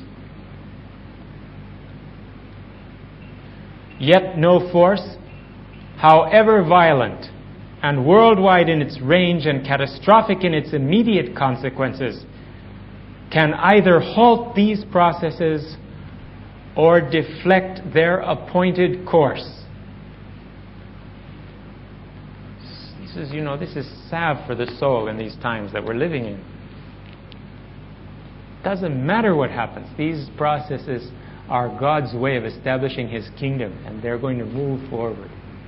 They can be deflected, they can be interrupted, they can be setbacks, but they're going to go forward. Ultimately, along the course appointed for them, a fixed course appointed for them. Sometimes by our own unwisdom, we can slow down some of these processes. Some of them speed up.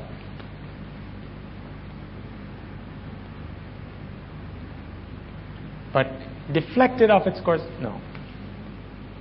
You can get deflected off the course, but the process is not going to get deflected off the course. You can go over here and pine and lament and complain how the Baha'is treat you and what this happened and how that happened and God isn't good to me and I don't know what all, and become isolated and paralyzed and useless. That's possible. But also you can find your way back to the mainstream of this pointed course and get in it again, and you'll find yourself swept forward.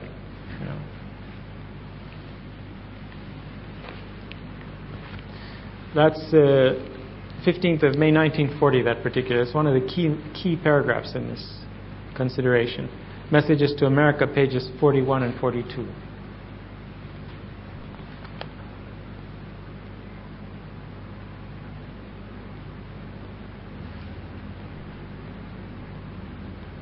Now there's a quote here from The Advent of Divine Justice, page 86.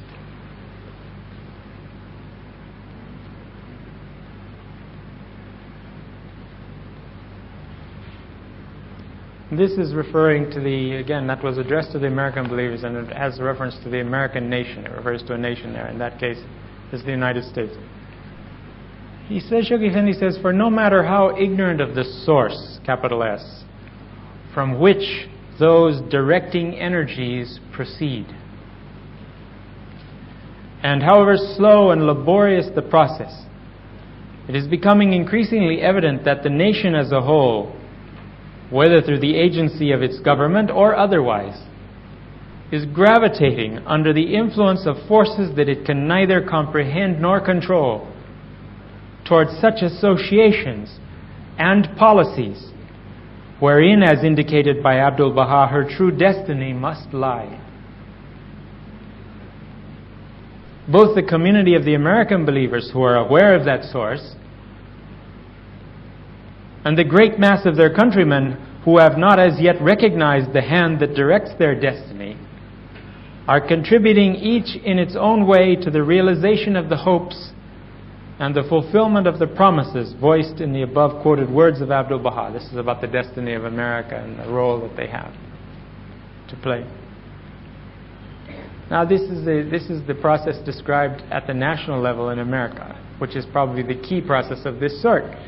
But wherever Baha'u'llah has pronounced on the spiritual destiny of a people or of a particular nation or of a particular continent, those things these same forces are operating.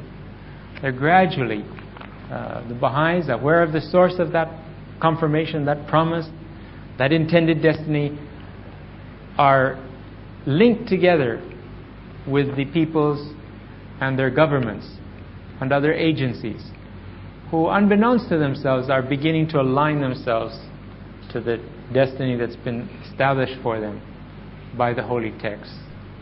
It magnetizes them, it attracts them in some mysterious, invisible manner, and you see them beginning to play their role. You can see this in the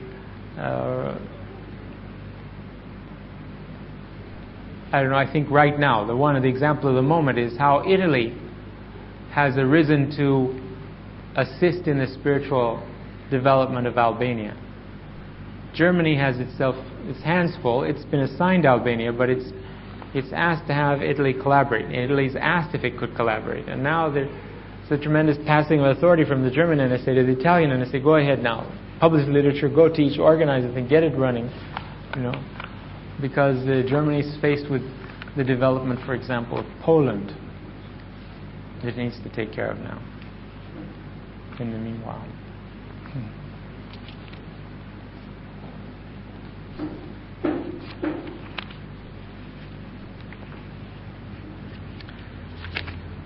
Another very interesting passage, and this is a later one, 1947. Shoghi Effendi writes, as the international situation worsens, as the fortunes of mankind sink to a still lower ebb, and the momentum of the plan... Sorry? There's no and. Let me read it again. As the international situation worsens, as the fortunes of mankind sink to a still lower ebb, the momentum of the plan must be further accelerated. Mankind sinks, the Baha'is have to try harder. They have to move the work faster. And the concerted exertions of the community responsible for its execution rise to still higher levels of consecration and heroism. So we see, as the shades of night descend, the Baha'is have to assume their destined role in the reorientation of society. And they will be vouchsafed the assistance they need to match the darkness with corresponding light.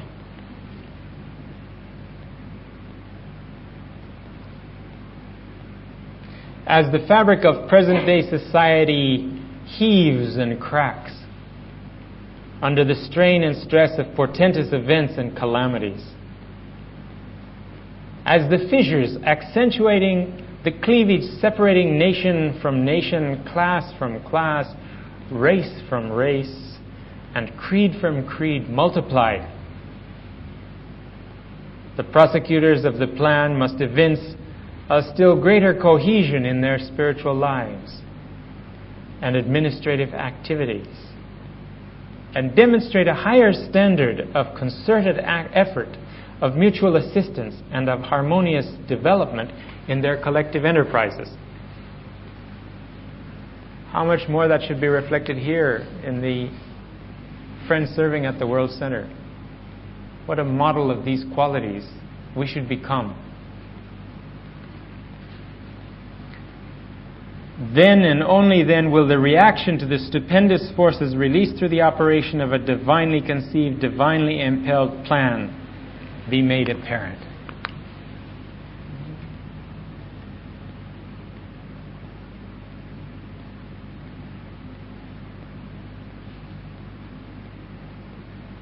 That is, when the Baha'is evince a still greater cohesion in their spiritual lives and administrative activities, demonstrate a higher standard in their effort and of mutual assistance, harmonious development. Page 43 of Civil of Faith.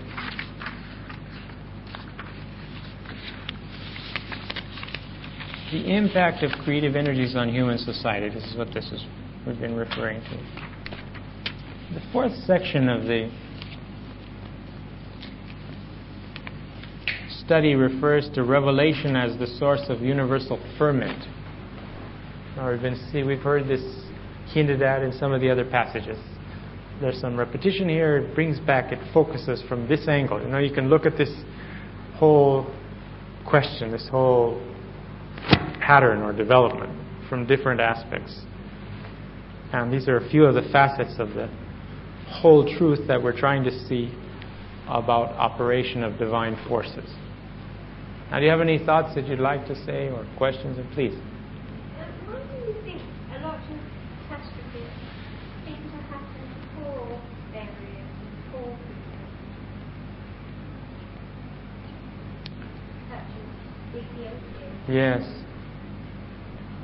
Of course, this is part of it is human administration, bad human administration. Where you say you're having people starving to death and that the crops haven't been developed and there's been no provision of water in areas where they needed it to be able to produce agricultural products. So part of it is a result of human misadministration, which has to teach us something along those lines. But sometimes there's other things besides drought. Now, some of the drought's been produced also by ecological disasters that have been the result of human actions too. Sometimes there's typhoons. I'm sure I don't know how these things operate. It's mysterious, but there must be laws connected with it. There must be something connected with it. At the same time, Baha'u'llah says, my calamity is my providence. So sometimes, these things can... if you think of the Eastern countries, how oppressed they were for decades.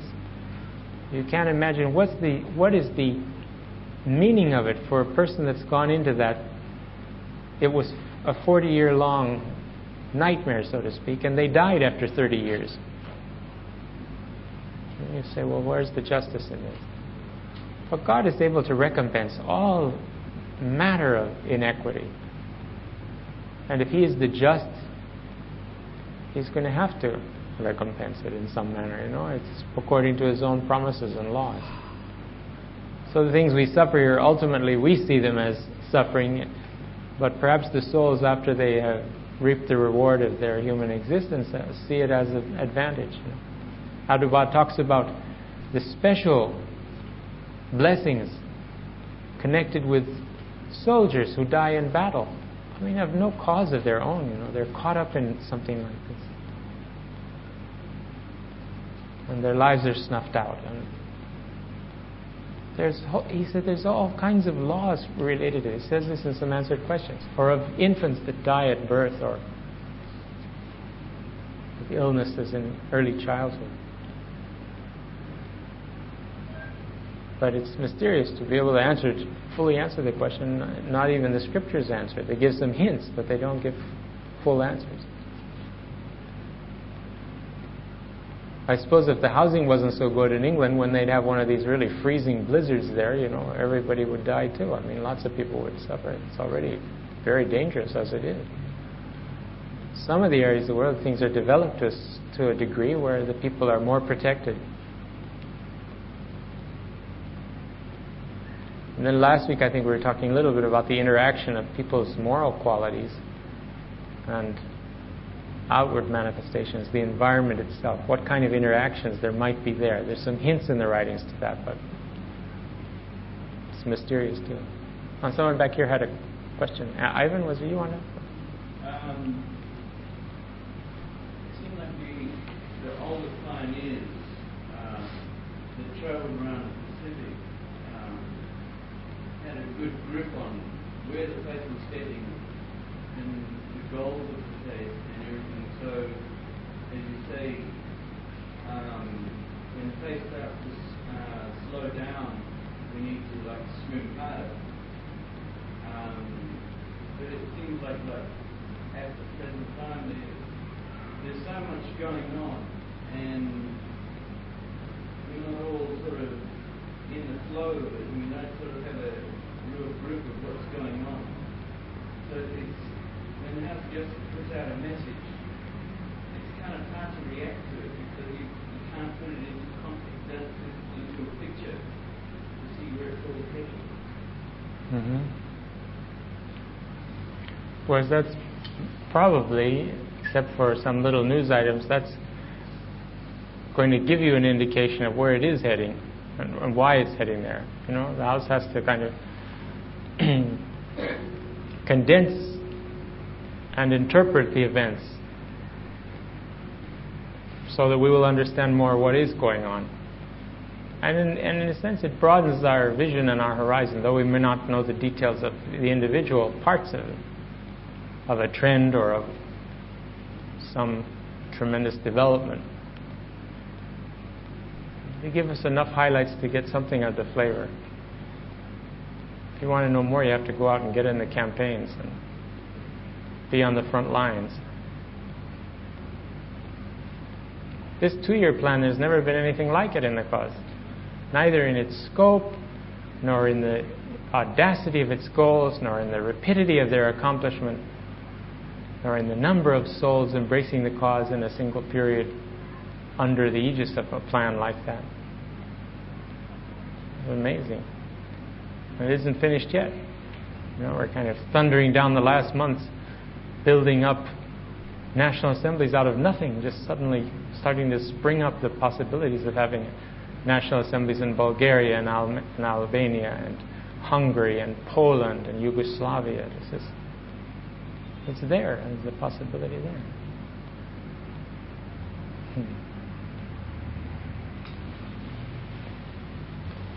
Mm-hmm. Speaking of the Latent stuff, came back national convention in Romania, talking about buses, missing buses on the lights, keep missing buses. Now this is one more bus that we should catch, and if we don't, it's going to be another big loss to the community. Maybe you could relate what she was saying about buses to its forces that offer. Now, God sort of gives us a hat to do something, and we should take that opportunity to use that.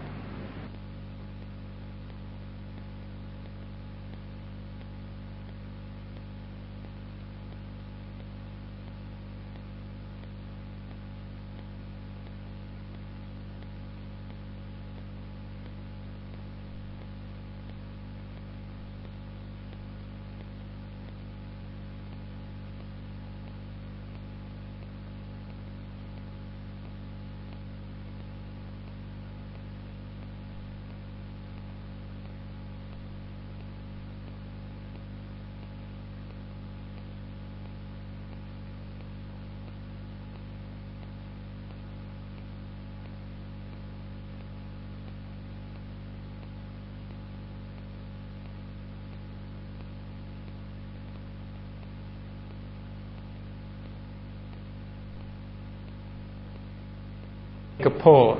Will the people in this room who are planning to go to Romania in the future raise their hands?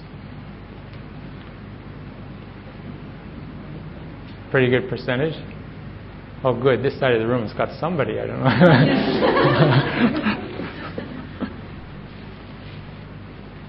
And how many World Center people do we have in those countries right now taking part in the campaigns? I think Royajun's coming back tomorrow on a pilgrimage. We'll hear something what's happening in Bulgaria and some of the other places. It's great.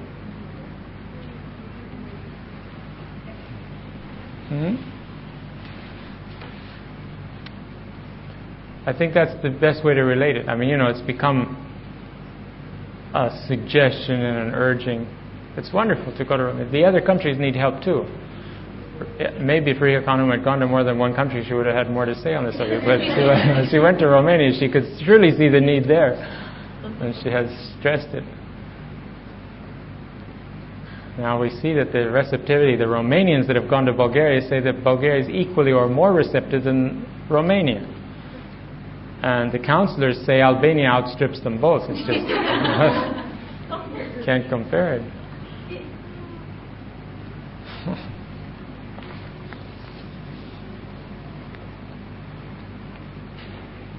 So is this what you want to talk about? Please, Eamon. Just on that subject, is there anything happening at all in North Korea? Not very much. Some Baha'is have gone in and out, but they've still, they're still kind of hermetically sealed. It's not. Some Baha'is are doing business, which is one way of getting in and out. They're doing business through Beijing with firms and things in North Korea.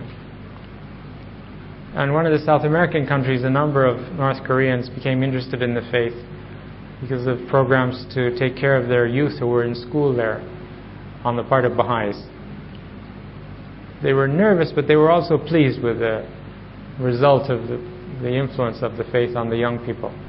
I mean, there's a certain sincerity in this, some areas of this thing. It has its facets of brutality and limitations, but there's a kind of idealism in some quarters to produce something new and good. And I think this is what's now making the people so receptive.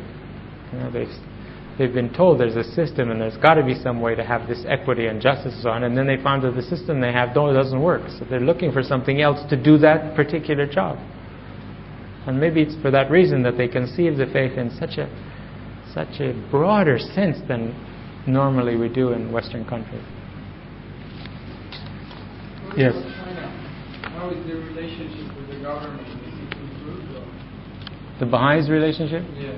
No, it hasn't.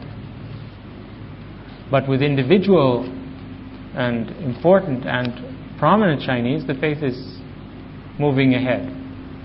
And many of them are making private enrollments outside of China and going back to China. But it has to all be very discreet in the sense that, there's not enough known about the faith and what it's doing, I think, in the highest quarters there's still an interest in retaining the whole machinery of communism there. So one has to wait and see what's going to happen. It's not easy to move ahead too quickly, and it doesn't seem to be the wisdom of the moment. The attitude of some other religions in that country is kind of different. They are more aggressive. They seem to have a more aggressive attitude. And the faith is taking a more cautious attitude. And there is wisdom in it, but in some ways we feel like it's like we're missing a bus again. When I was there a few months ago, I talked to some of the Baha'is, and they were talking about these Christians that were campaigning, going all over and gathering and having meetings regularly, and bringing a lot of people into their meetings and openly teaching their faith on the street, whereas we were kind of very cautious and not talking, basically making friends. The House of Justice stated clearly in a message just recently that it's not going to be published broadly, but it's to the National Assembly's concern, that now is the time for a vast number of settlers and pioneers to go to mainland China and settle in natural ways in jobs and professions and services that they can do there, and to quietly teach the faith. But also, we have other information that it doesn't spread around, that people disappear. They still disappear there. So there's something to be said for the safety of the people you're teaching. You can be reckless and say, okay, we want the faith to go forward, and we'll have a few martyrs, and then never mind. But is that our choice?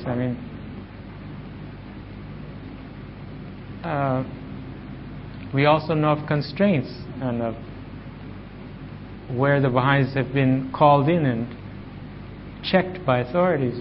There are. You can feel the limitations if you look at the whole picture and you hear all the reports from every area. You can see that we're doing in some areas we're doing about as much as we can. In some areas we have to pull back a little bit from the influence that. Maybe in some ways also, sorry, I'm taking a comment. No, it's a good subject. It seems that the effect of other religions, when actually the Chinese who were Christians that became Baha'i, are much stronger, and maybe it's a natural process that they're going through, and maybe really Christians are really helping the faith in some ways, introducing the concept of God into this society. Yes. It may well be part of a process too. I mean, everything is working towards the ends of the faith in one way or another. It comes out that way. In Latin America, I remember areas where Baha'is wanted to go and teach in Catholic villages, they couldn't. They would go there and they would start teaching the faith and saying what we need is unity. They said, we have unity. What are you doing coming and destroying it? We'll throw rocks at you. So you went again, you left. Then the Christians went in there, the evangelists, and they started in. And they got stoned and they got beaten up and their houses burned down. But they got believers because they stayed and they insisted. When the Baha'is go back now, they say now the disunity that exists in Christianity, we have to do something about it. So there's something about, in fact, we noticed also Baha'is that come from an evangelist background in Latin America are much stronger as Baha'is generally than the Catholics are. Whereas in the United States you find oftentimes Baha'is of Catholic background are stronger than people of Protestant background when they come into the faith, because they're a minority and they've had to struggle to keep their religious identity, against the majority that opposes them or has a prejudice against them in any case. The result of that is that we get, like you say, fibers are strengthened, and maybe that's the way it'll be. We'll have to see. I'm certainly not a wizard on the question of China, but something is going to have to happen to open the way for the faith there. But there are a number of forces working, and conferences being planned, and collaborations with Ministry of Education on moral education in the country. There are things that are happening that are not announced a whole lot, that are going on at high levels, and people are learning. An important Chinese outsider learning things about it, and they will be able to help solve this problem, which is mainly one of not wanting any additional doctrine coming into China, not letting anything non-Chinese into China to influence the Chinese. There's a certain core of that policy that's there. That's the one we don't want to offend too seriously.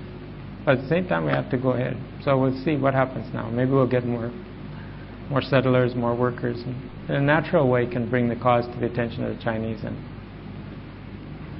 maybe the fact that in Taiwan there's such success, and they're now negotiating to have Taiwan back again, aren't they? So maybe all the Baha'is in Taiwan will then be able to go and teach in China. Maybe, yeah. Although Hong Kong, the Baha'is of Hong Kong are scheduled for incorporation into the PRC too. So we'll see. We'll see what happens.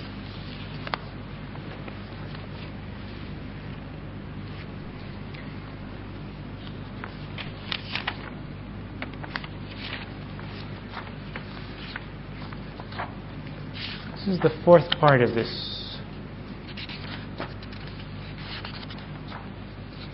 collection of quotations of Shoghi Effendi.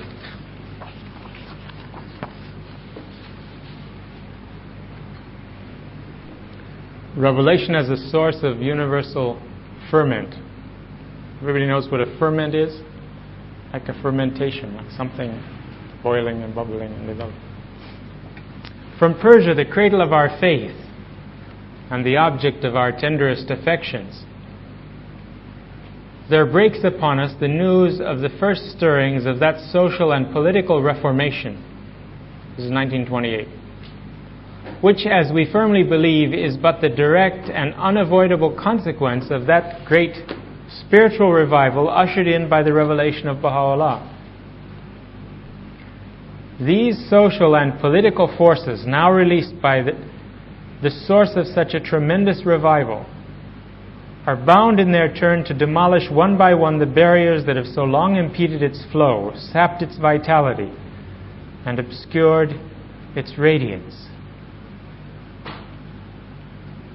That's referring to the effects of this revival, from the source of this revival, in the form of social and political forces now released in Persia, is producing. And of course, there's a whole long process of this thing going on. What does it tell us? I mean, can we extrapolate from this the principle that social and political forces in the world also derive their energy from the source of the revelation and the revival of the fortunes of humankind? Source is capitalized here. And it gives us some idea. If we think that the cause of God is a small, insignificant cause that's adrift on the sea of tremendous chaotic conditions and things in the world, and we think in despair, how will the cause ever overcome all of this nightmare around us and all these depressing things and all this? How can this little cause of ours, ever go forward? It just looks impossible to us. That's if we look with our eyes. Now, if we look with Shoghi Effendi's eyes, he tells us all of the social and political forces released in the world, agitating the masses, everything, it's all a result of this divine energy that's come from Baha'u'llah. And it's destined to tear down, barrier by barrier, those things which impede the fulfillment of his purpose for mankind. Then we get a lot more hopeful, because we got a lot of evidences, a lot of proofs to back this up. All you have to do is open the newspaper and you can see the proofs of the faith, the proofs of the influence of the revelation. Now, you might not sell that to a non-Baha'i, but Shoghi Effendi is giving us a way to understand and interpret this ourselves, so that we don't despair when we see difficulties in the world, eruptions of tremendous force, convulsions on all sides. All these things he's telling us about.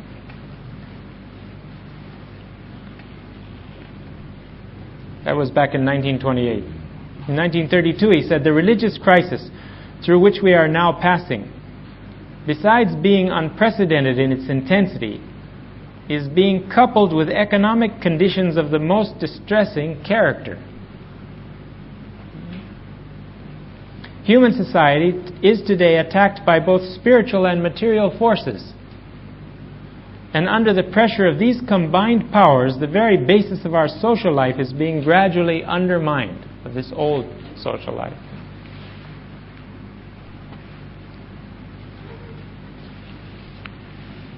Did you follow that? The implications of that? Please.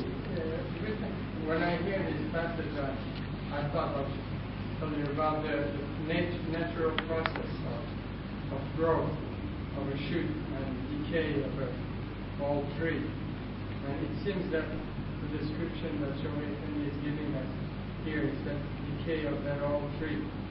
And that decay is contributing to the nourishment of that little shoot that is coming out of the soil. I mean, yes, all of these elements that have broken down and return in a chaotic way provide the source bed from which then the new order of things.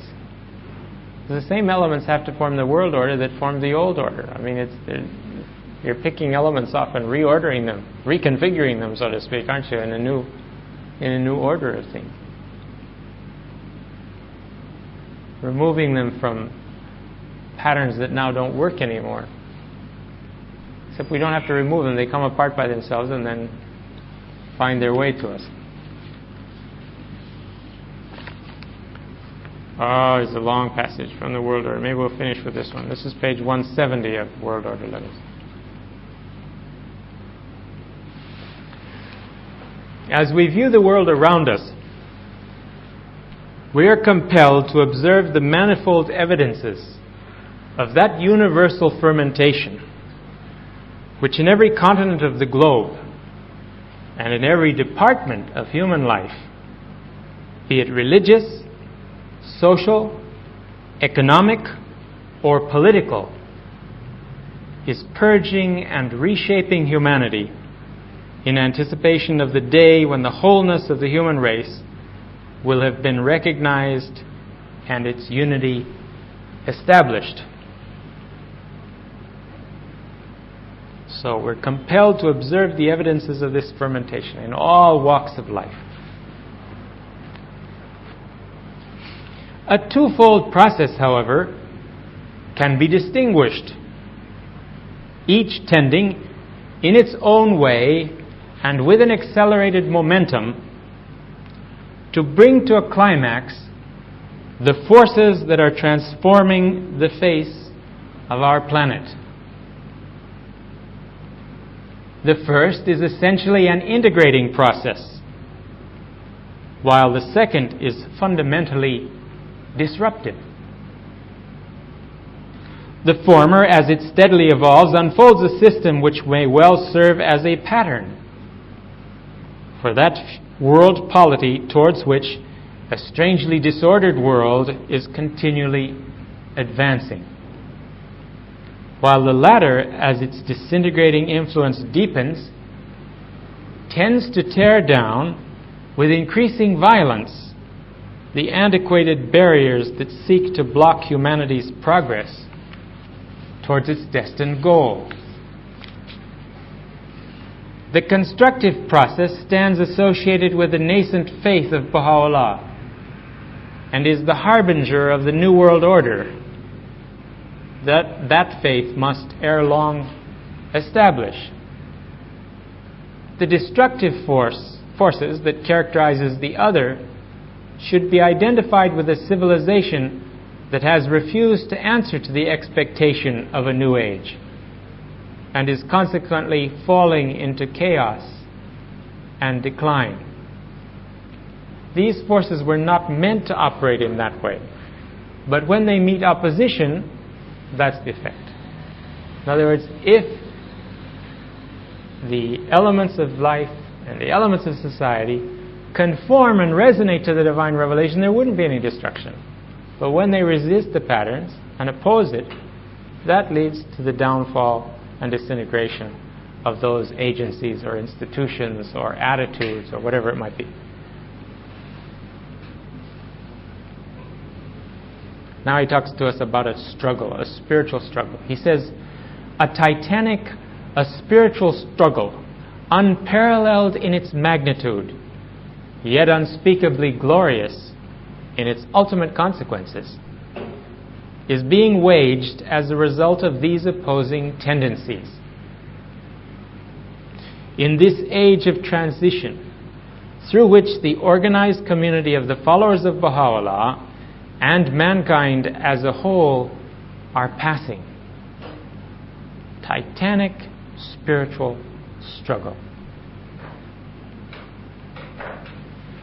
And he goes on in the final paragraph of this passage and he says, the Spirit, capital S, the Spirit that has incarnated itself in the institutions of a rising faith, the Spirit that has incarnated itself into the institutions of a rising faith, has, in the course of its onward march for the redemption of the world, encountered and is now battling with such forces as are in most instances the very negation of that Spirit, and whose continued existence must inevitably hinder it from achieving its purpose. Now here, these forces are the forces of darkness that we're going to study about more, and we're going to get lists of them from Shoghi Effendi's writings. He's given the names of them. And you can imagine ahead of time. We're not talking about occult forces. We're talking about potent social forces. We're talking about human prejudice. We're talking about hatred. We're talking about fanaticism. We're talking about materialism. We're talking about atheism. These are the forces of darkness that he says can invade our souls too if we're not careful.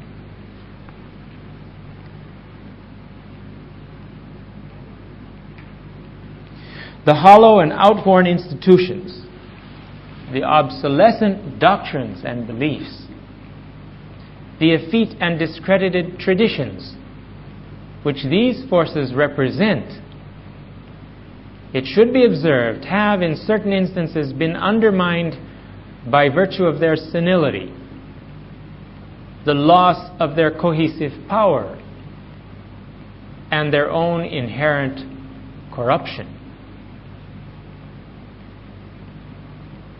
Now he's talking about institutions, doctrines, beliefs, traditions, which these forces represent. He's talking about what's happened to some of them. They have become undermined by virtue of their own senility, or the loss of their cohesive power, and their own inherent corruption. He goes on to say, a few have been swept away by the onrushing forces which the Baha'i faith has at the hour of its birth so mysteriously released. Others, as a direct result of a vain and feeble resistance to its rise in the initial stages of its development, have died out and been utterly discredited.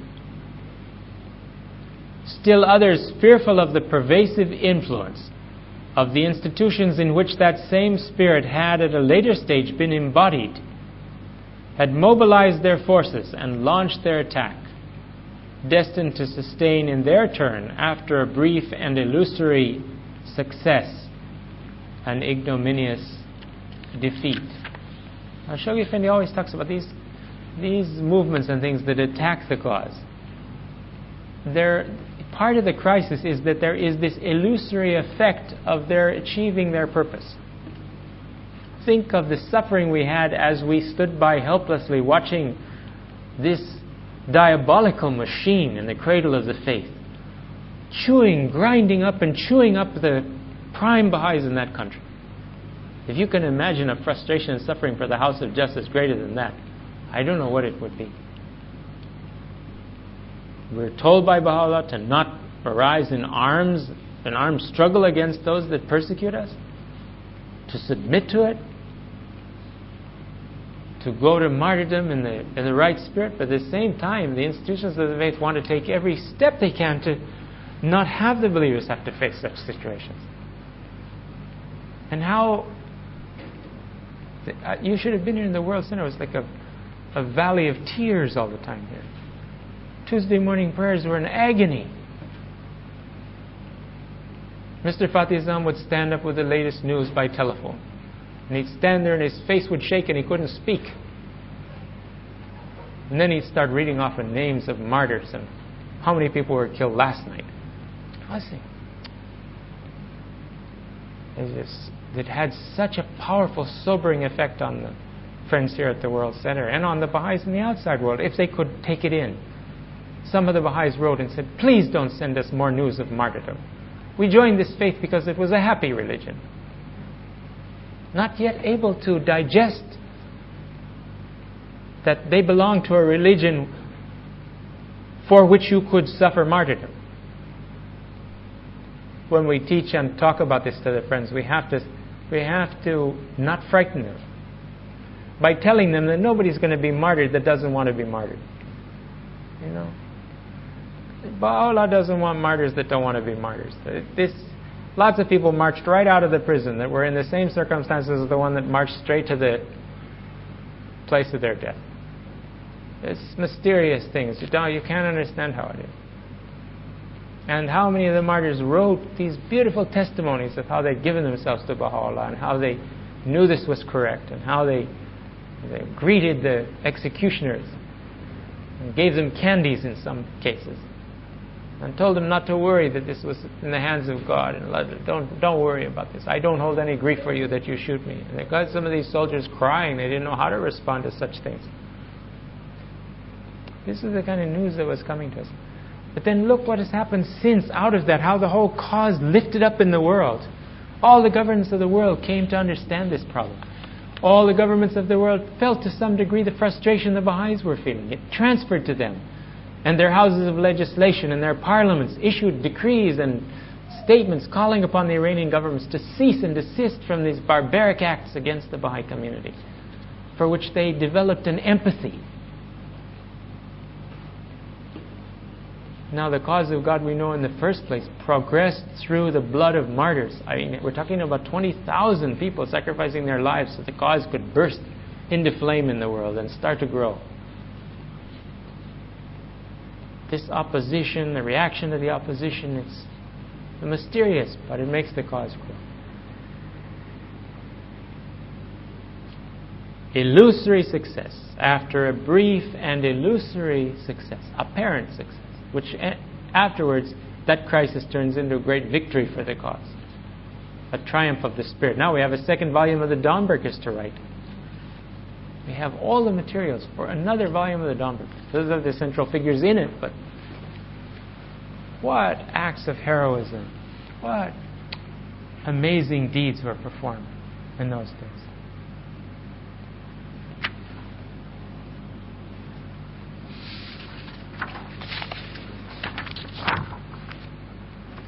Mysterious events, those were in the cradle of the faith.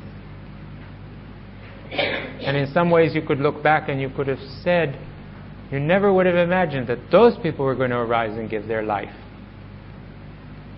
And on the other hand, you could say you never would have imagined that those people would have hidden and run away from it.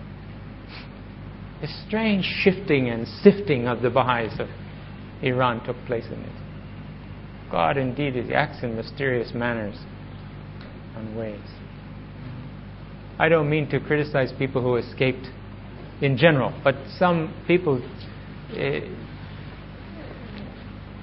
were not there at the hour or didn't come back, and others flew back to the country instead of going out of it, you know. We don't know what works in people's souls. We don't know the destiny of all of them, but this is a very mysterious process. Very mysterious process. And with each, the elimination of the heads of the faith there, those that were serving, outstanding capacities, outstanding teachers, the more they were mowed down, the more a next rank came forward and took this thing. So that the NSA of Iran was annihilated one evening. And the next day there was an announcement from the NSA of Iran about it. This had them crazy, you know. How come? Because it was created in such a way that the elections and there were substitute assemblies to step in. As soon as one assembly disappeared, there was another 9 there ready to go, or however many needed to go into them. And they had their secret ways of meeting and so on. All of this stopped because, for some unknown reason, the government suddenly passed a decree that the Baha'i faith was illegal. Now, they'd never said that because they never would pronounce the name Baha'i, you know. But they said, this administration, we want you to stop it. And when they heard that the governor, not the attorney general, had said this is illegal and it has to stop, the administration's faith has to stop, it stopped the next day. The House announced it's dissolved, finished.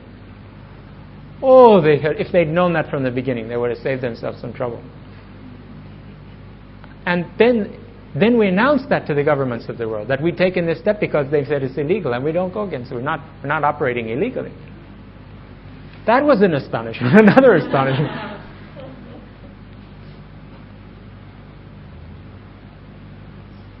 Amazing history.